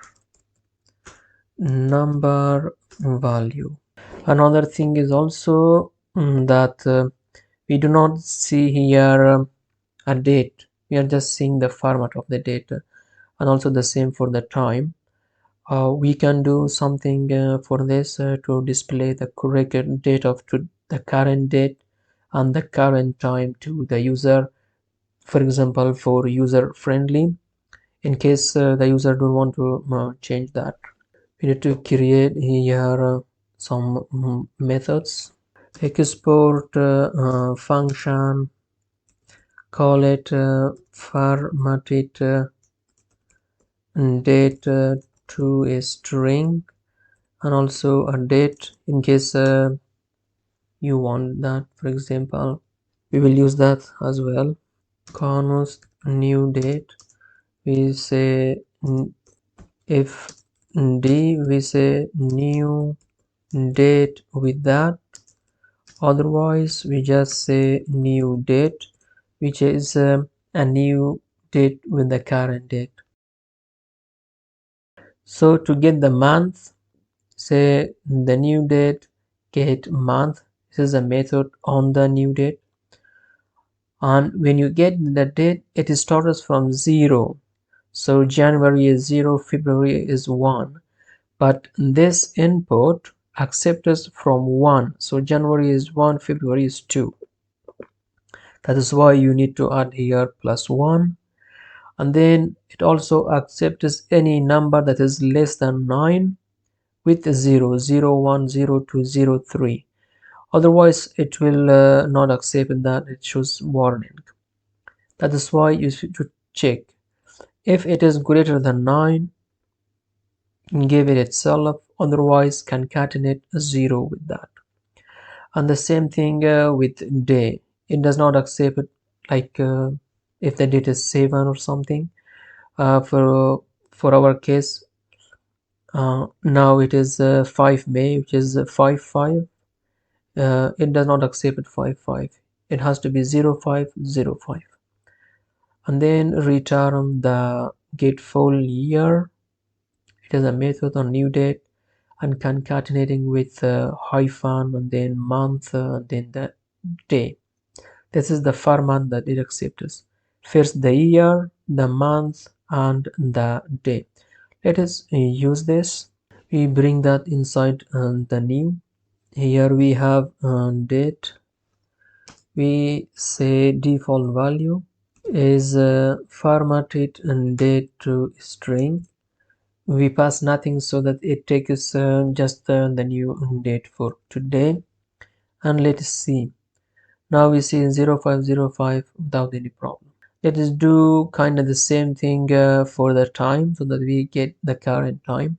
Here again another method, formatted time to string, and then again new date with the specified date or from the current date. And then for the hour, it is the same story. It does not accept if the hour is less than 9, only 1 digit. So it has to be with 0 to add 0, 0 to this hour and minute.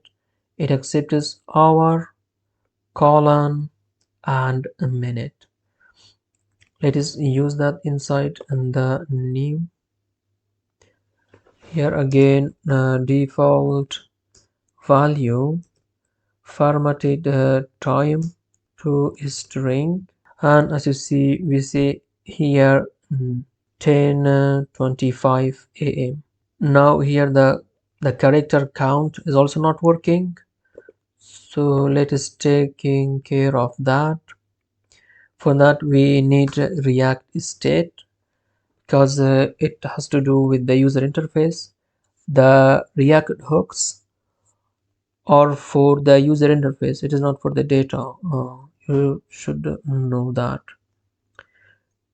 For the data, for the state of the data, you use something kind of like Redux, but we will use our own method using pure JavaScript. But for the user interface, let us initialize here some state, title, length, and then set title length, and then we say use state. It bring it from the React. By default it is 0.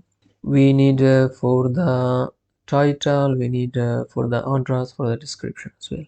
So it is now this for description, and this one is for address.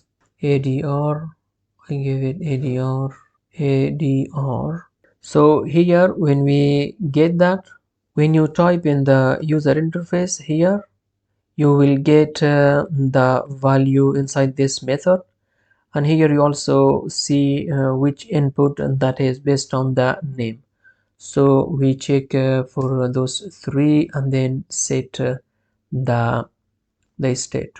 We say if name is title, we say set title length to value the length. This is a string, so you can get the length of the string, and copy this 2 more times and change this to description, and say here this value dot length, and this one is address, and set the ADDR, and use this for the default value inside of, instead of 0 for now, we now have that one. We have title length, and here we have this length, and for the address we don't have.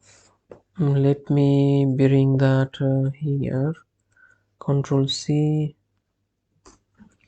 Control V, no floating, and then ADDR 100, but it don't have a merge is. Now it is good. You see, now you get it. When you type you get the length of that.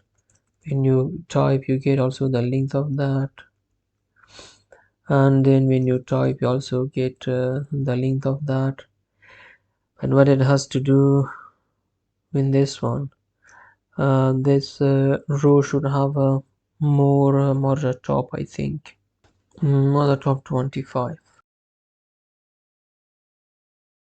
merge top 25, 25. Let's see if the same thing would happen or not. Okay, nothing did not happen. Let's see with this. So now inside the update we need another on click post appointment with appointment, which is the entry. Let us create here a method const post appointment entry dot then result console dot log result. If there is any error, for example, we also get in the error, say console.log. You also have console.error, but it is in red color. This does not look happy. say error happened at posting new appointment, and voila, here is the error. And then here we close the module, just copying this one, close module, Control C.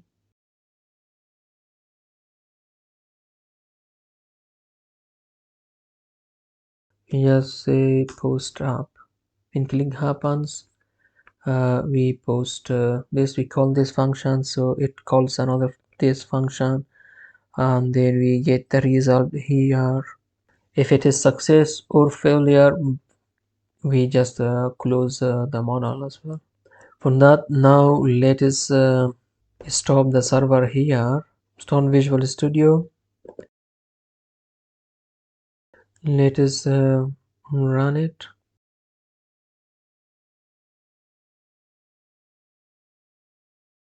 Could not proxy appointment from this to this. Can also inside the proxy console log to see what is actually the real target. Console dot log,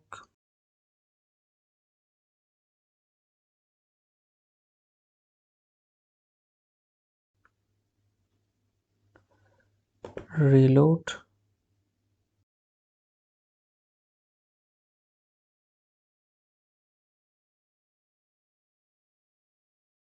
The target is this.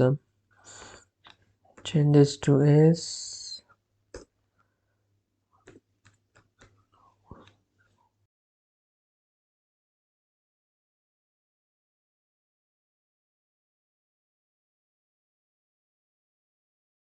So I restarted the development server and the error gone.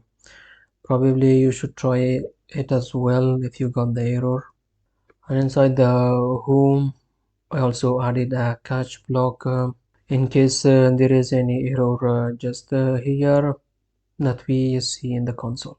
So now we can actually try the post.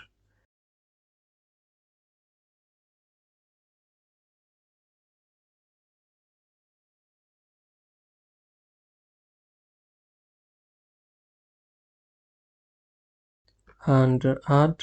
You see it created successfully without any problem, but we don't get it refreshed here.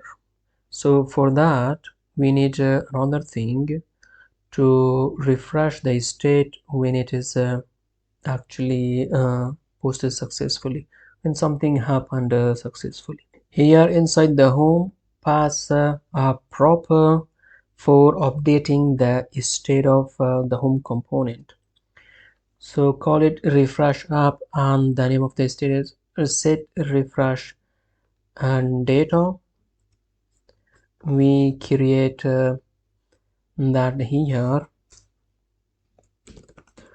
const control V and remove the set, and also refresh here, and then use state the original value 0, and we use this inside of this one. When this change, this component will get is re-rendered with the correct data. And inside the new we pass the state, so it is inside the props. When that happened successfully inside of this, we call it props dot refresh app. So this is a method you have to call it, and then assign here a value, a random number, so that if you want to make sure that it works every time, so it has to get a new value every time so that it gets re-rendered. So math dot random times this number, for example, and then times again math dot random, because the chances that with one time math dot random that you get the same number twice, and then you multiply that by 125, will be the same. So here we call again to make sure that to increase the chance of getting different number every time. So now this should work. Now we get the one from the server. So test title, let me show you in the server that is also that it is also created there. And then voila, database, web API, React, table, and then here appointment, right click, and then view data. And here you see we have a new row with the ID 1, test title, blah blah blah, and then modify, created date, modified date, the date of the appointment, the address, the time, done, deleted, and level of importance. So let us refresh it and create a new one.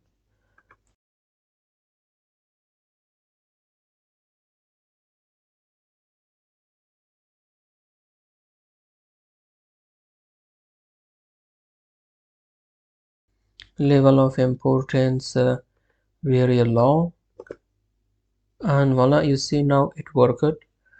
As soon as you click on add and you get the result, it gets also refreshed, and you get the data when you add it. You see it immediately. Here also creating a custom message like created successfully.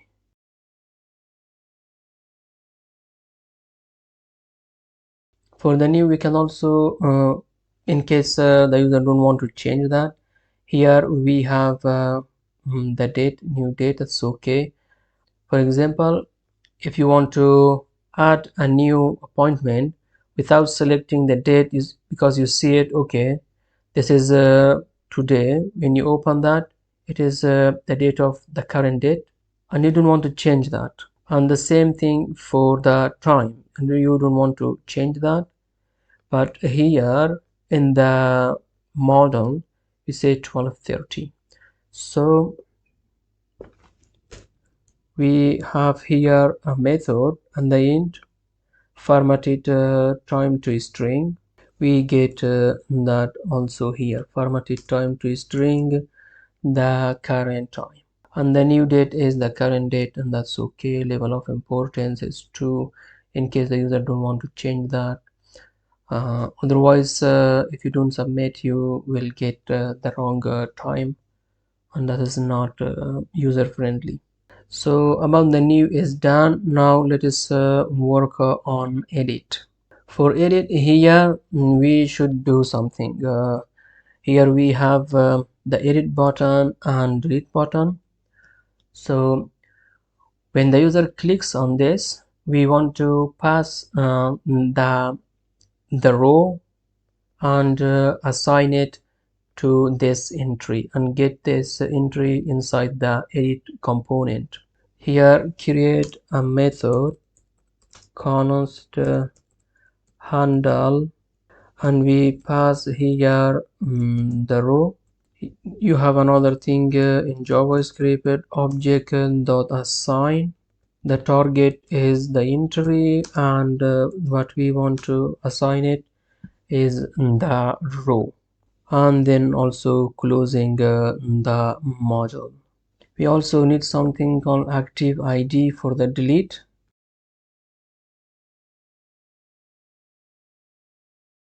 Export active ID, it has to be object ID, the initial one is 0, and then here we say handling delete.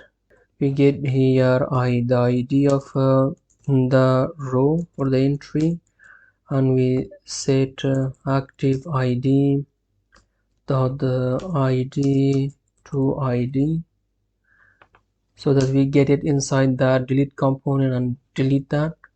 When you want to handle the state of your data yourself in single page application, you also need to do something that another component knows that you changed the state.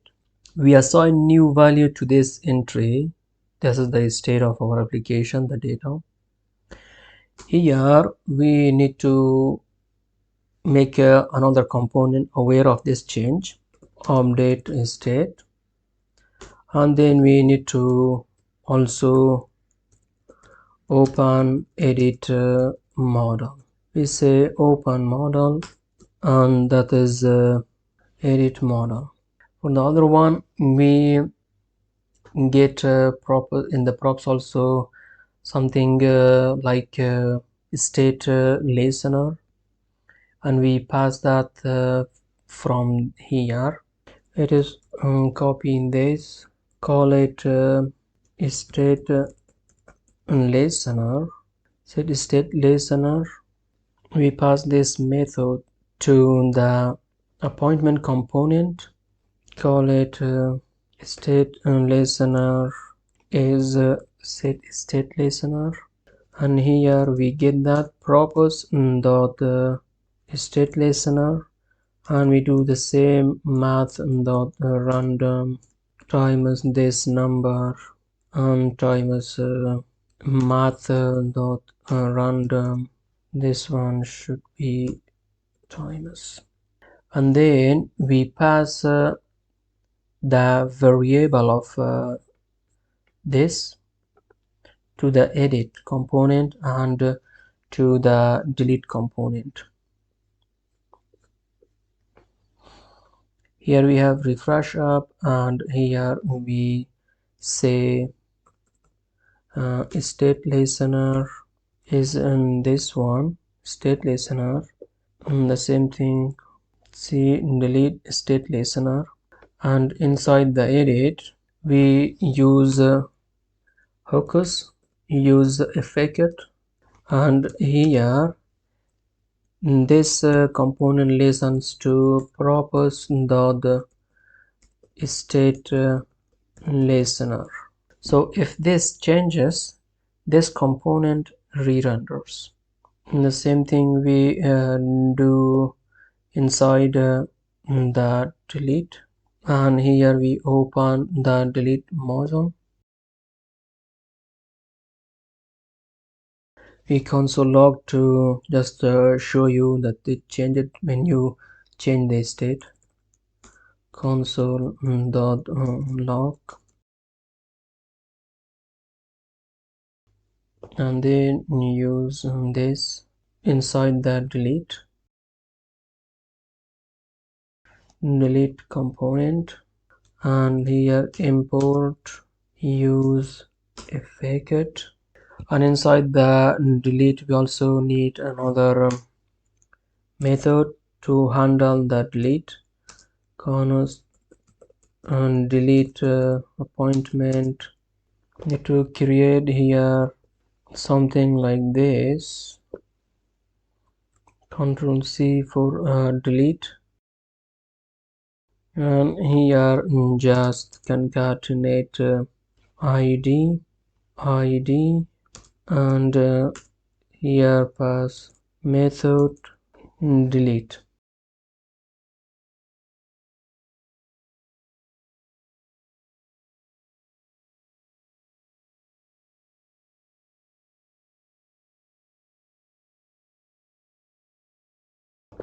Call it here,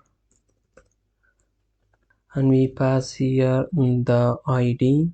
Where we get the id from active id.id, and then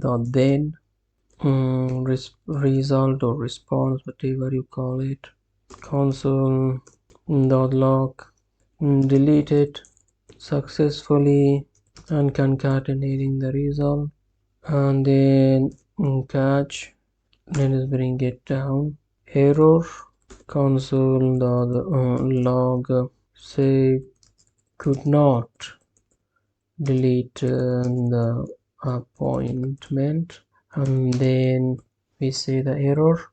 If it is okay or not okay, we close the model, close model, delete model, and the same thing for the console.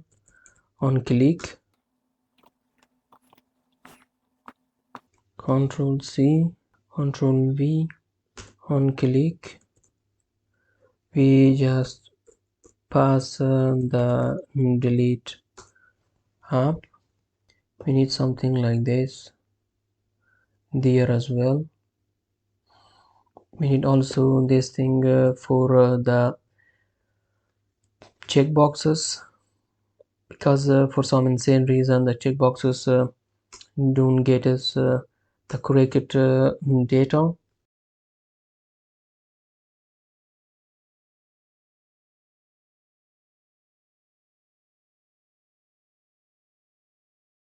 So this one is actually boolean, so false, false. This is 0, and when the state changes, we set that to the correct one. We need to get the entry, actually import entry. So here we set done to entry dot done,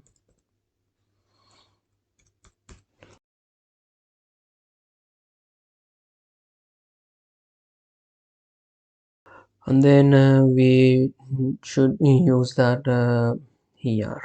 Check it, we say done,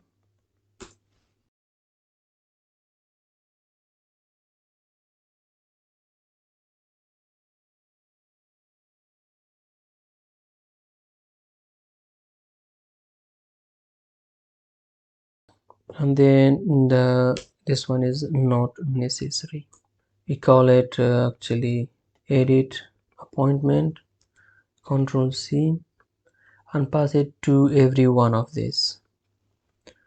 On change, handling the update of this thing, I leave it to you. So it is exactly the same as the new, just copy pasting some stuff.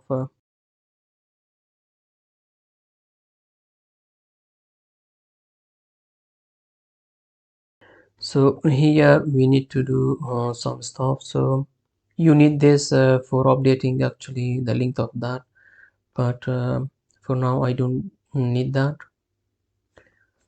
As I said, I leave it to you. But the date is that date, and level of importance. Here we also need to set the set importance to the value, and here if it is done, we say that the v even the target dot check it, and set this set done to value, and copy this for the delete it and check, and then set, and here we do for the level of importance. For the description stuff is not necessary, and we need here also to close the model on cancel.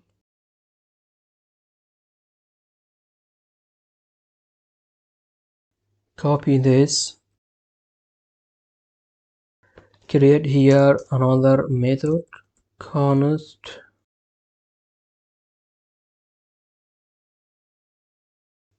we need to close it as well when you update, and then here we need to bring that or create that. So that is post and update is almost the same, so Control C.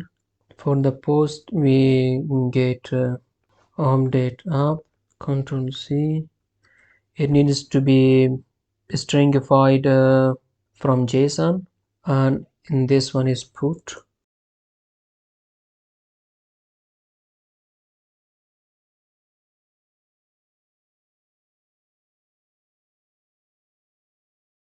We call that here update appointment, and we need to pass here the entry, and then here dot then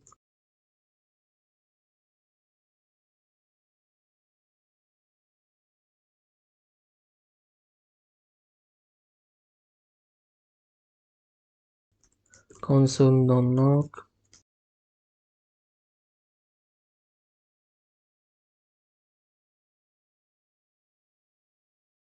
Use state is not defined. Use state. Okay, now it does nothing. Surprise, surprise. Appointment. When you click on edit, you should call the handle edit the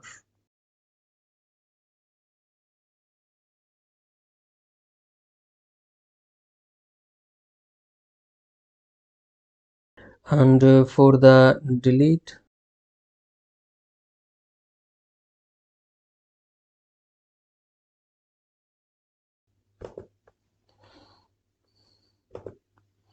here we say default value should be entry dot title, and for the address and for description as well, default value description, and then here default value address.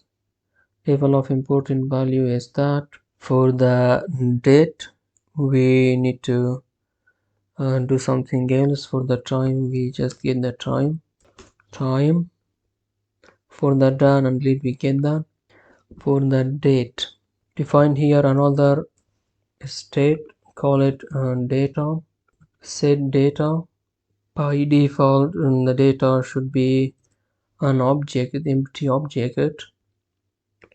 When you get that, you just say here set data to the entry, and then change this to data.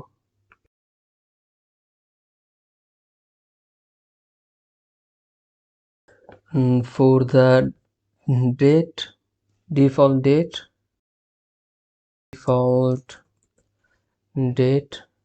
type of,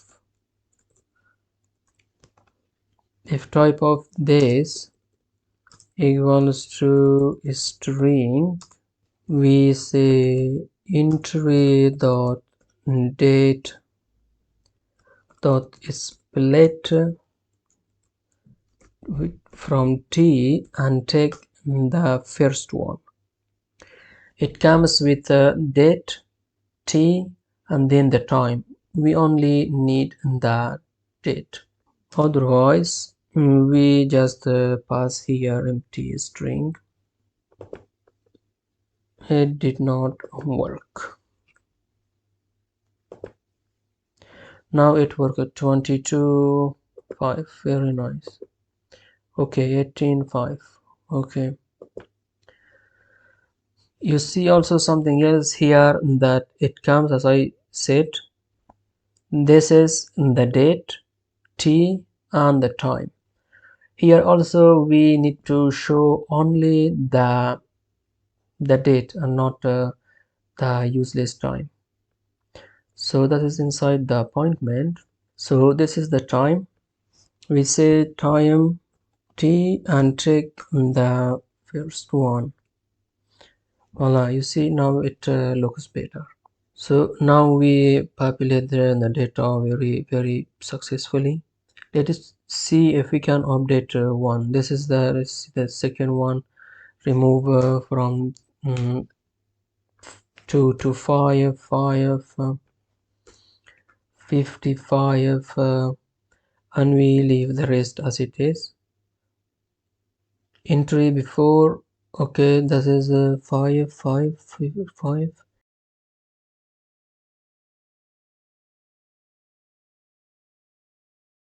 And I want to check if the data get changed in the state. Okay, address is okay. It is 5 it is not okay, that's different. The date is 25, it is okay. Read true, done true. Test description 5, ID is the level of importance is 3, is correct. Modified date, we have nothing to do with that. And the time is that test title is 5. Very nice. Now it is working. Comment these two. Let us try it again. 545 in this number. Leave the rest as medium. Okay. Also need to send the ID of the appointment. App.id. Now this will work.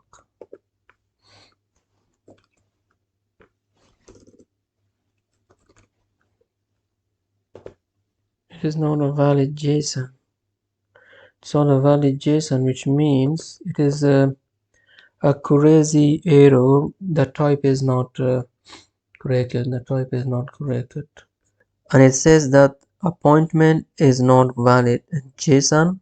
Unexpected token A, which is the first letter in appointment, and it comes because here when we update the appointment, when everything is fine, we send here OK with a plain text. This is one line text. It is not JavaScript object, but here we say that response.json. So this is not JSON. When you remove that, everything will be fine, and it is also not necessary just returning the response. Return response, and then it will be fine, hopefully. Let us update this one.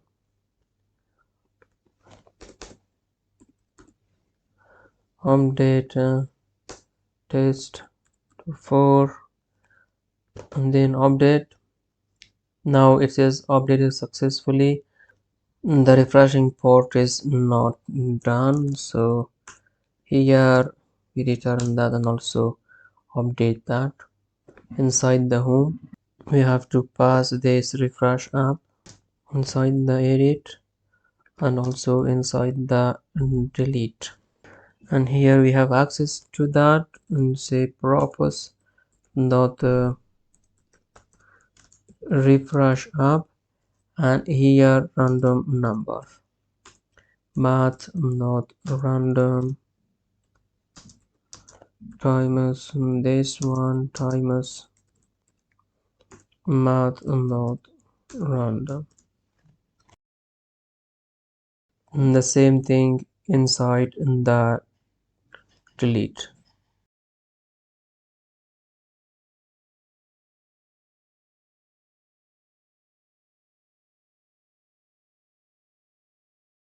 If I update this, test 200, you should see it immediately. Now it works perfectly. Let us test now the delete. Are you sure you want to delete? And then you say delete. This is also could not delete because the same thing is going on there for the delete. So the delete, return the response. It deleted, but now the filter does not work. The filters are inside the home component. We kinda need the same thing like this, but instead of setting the entry, we set the filter.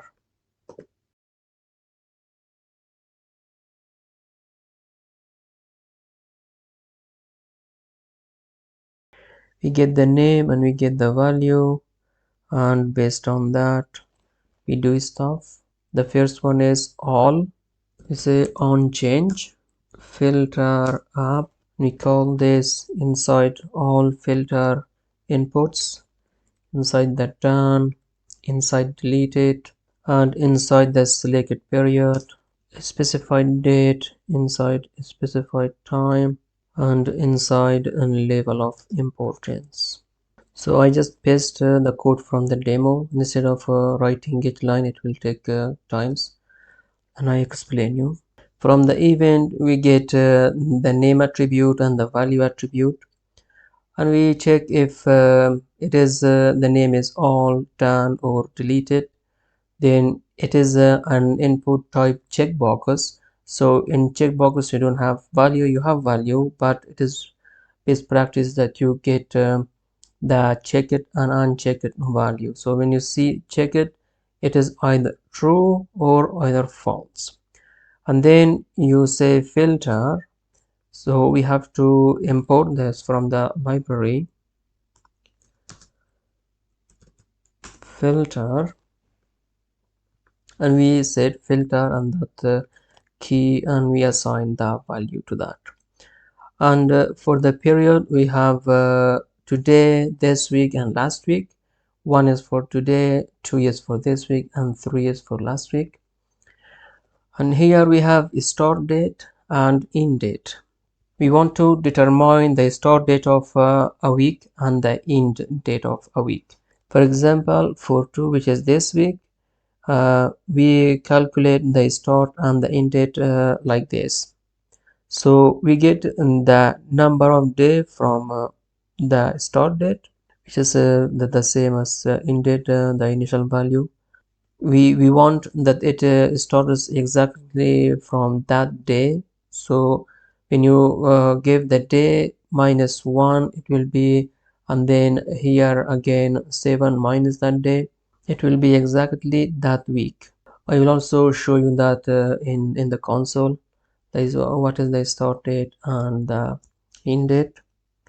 So we have to convert this to millisecond, multiply by 24 to hours, and then seconds to minute, and then to second, and then to millisecond. And the same way converting this to millisecond. And then we assign it. We get the current date, the date.now minus this. This gave us a very nice date, type of date of the exact start date, and this gave us the date with the correct type for the end date, and we assign it here. For the last week, the day which is the start date is the end date. So we have to go back 7 days to calculate the last week. So that's what's going on here. And then because there we have also default, then if it is default we set it to null, otherwise we set the filter of the start date to the start date and the end date to the end date. When you have period or yeah, it was kind of funny. When you select the period of time from the start date and end date, then you have to set the specified date to null. Otherwise you cannot get the value from a period of time and from a specified date. And then when you have a specified date, you have to set the start date and end date to null. And then you have a specified time and level of importance. You set the level of importance to number, and then if it is 9, then null. And then here we have to also check it for the first time, and then we send this get appointments. So from the post we just copy this because it is also a post request. We call it get appointments and filter. The URL is concatenating with filters.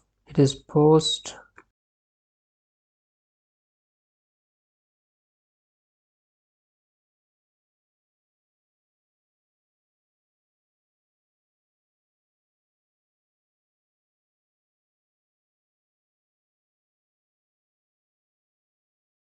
because it gets a list. So here it is empty list, return empty list, otherwise return the response converting to JSON.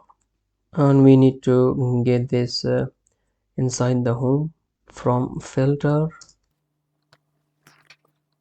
get appointments, and then filter dot then, and then here also if the result length is less than 1, which is 0 or empty, we also notify user filter result is empty. Let us try it out. Notify user is not defined, and notify user is not defined. Control C. Okay, we have to bring this from the library. Now it is good. Let us see. Okay, it works perfectly. We got that deleted, and we don't have, we get all. This is all, and let us make the test one.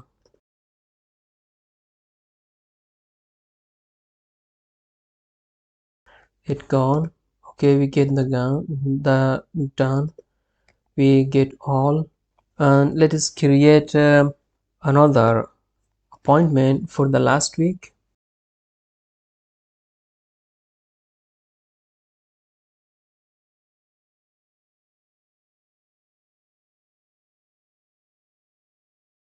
Hi, for example.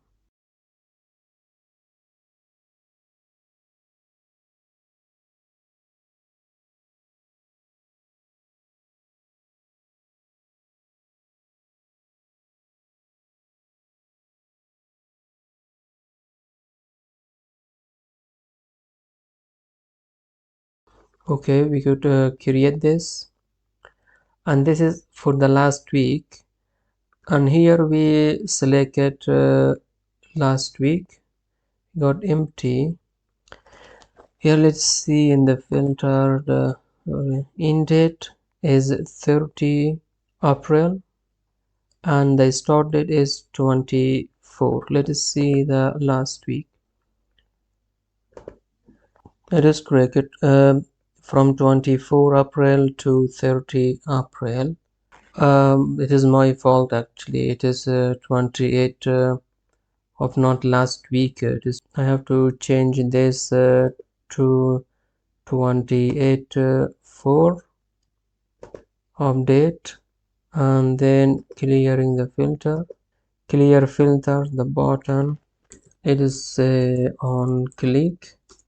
Window dot location dot reload. So now this should reload the page.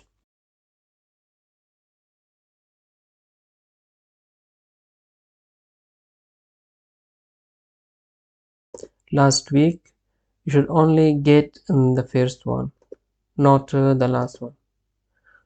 Okay, it is working fine. And if we select it today, we should only get that today. For today it says that it's empty. Let us see the filter object. So end date is 5 and start date is 5. Copy this. Here we say if the value is 1, it is for today, and we say that the start date is -1, and the end date is the day itself, day number. Let us see what it does. Today, okay, now it is working. End date is 10 May. The start is day is May 1. It is kind of sick, you know. Actually, the end date, we don't need the end date, so it should stay as it is.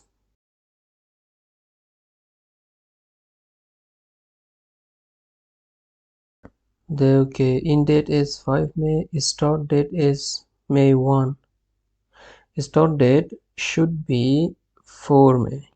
Another solution for this might be that we directly say start date dot set date, and here pass a number like day number -1, and let us try that. Today get us 1st May 4 May. Okay, it is kind of perfect. So this was the solution was much easier. Now let us test the specified date, 22 May. Now nothing, because that's not in this list, but we have it in the deleted list. You can also combine the filters.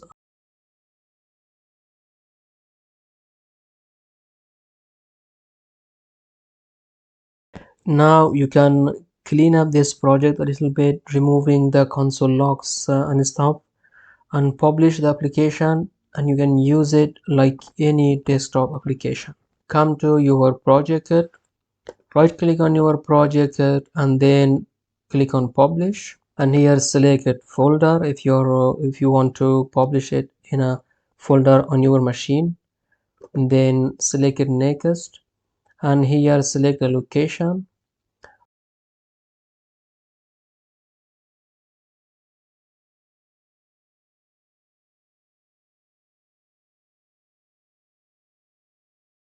Finish and close, and now you can also change some settings here.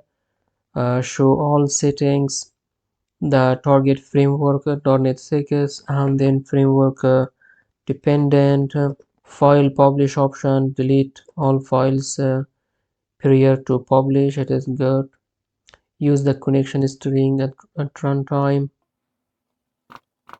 entity framework, app context, and with these settings you can publish it.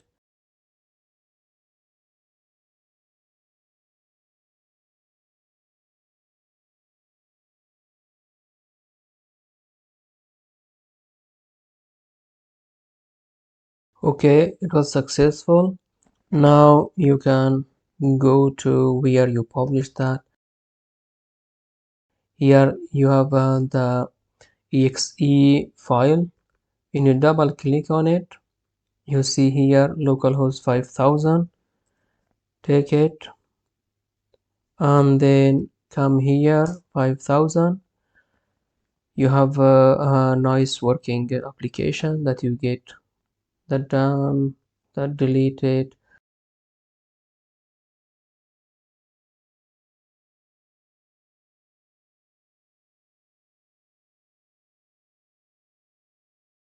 It works perfectly, so you can also edit and use it for not only appointments. You see you have here title, description, level of importance, date, time, address, that you can manage some of your tasks and stuff, and some of your to-dos, and anything similar to this, that you have like a short description, a long description, and date, time, and sometimes address. It is something very useful. I really hope that you enjoyed and had fun learning with me. Thank you so much for watching. Have great times.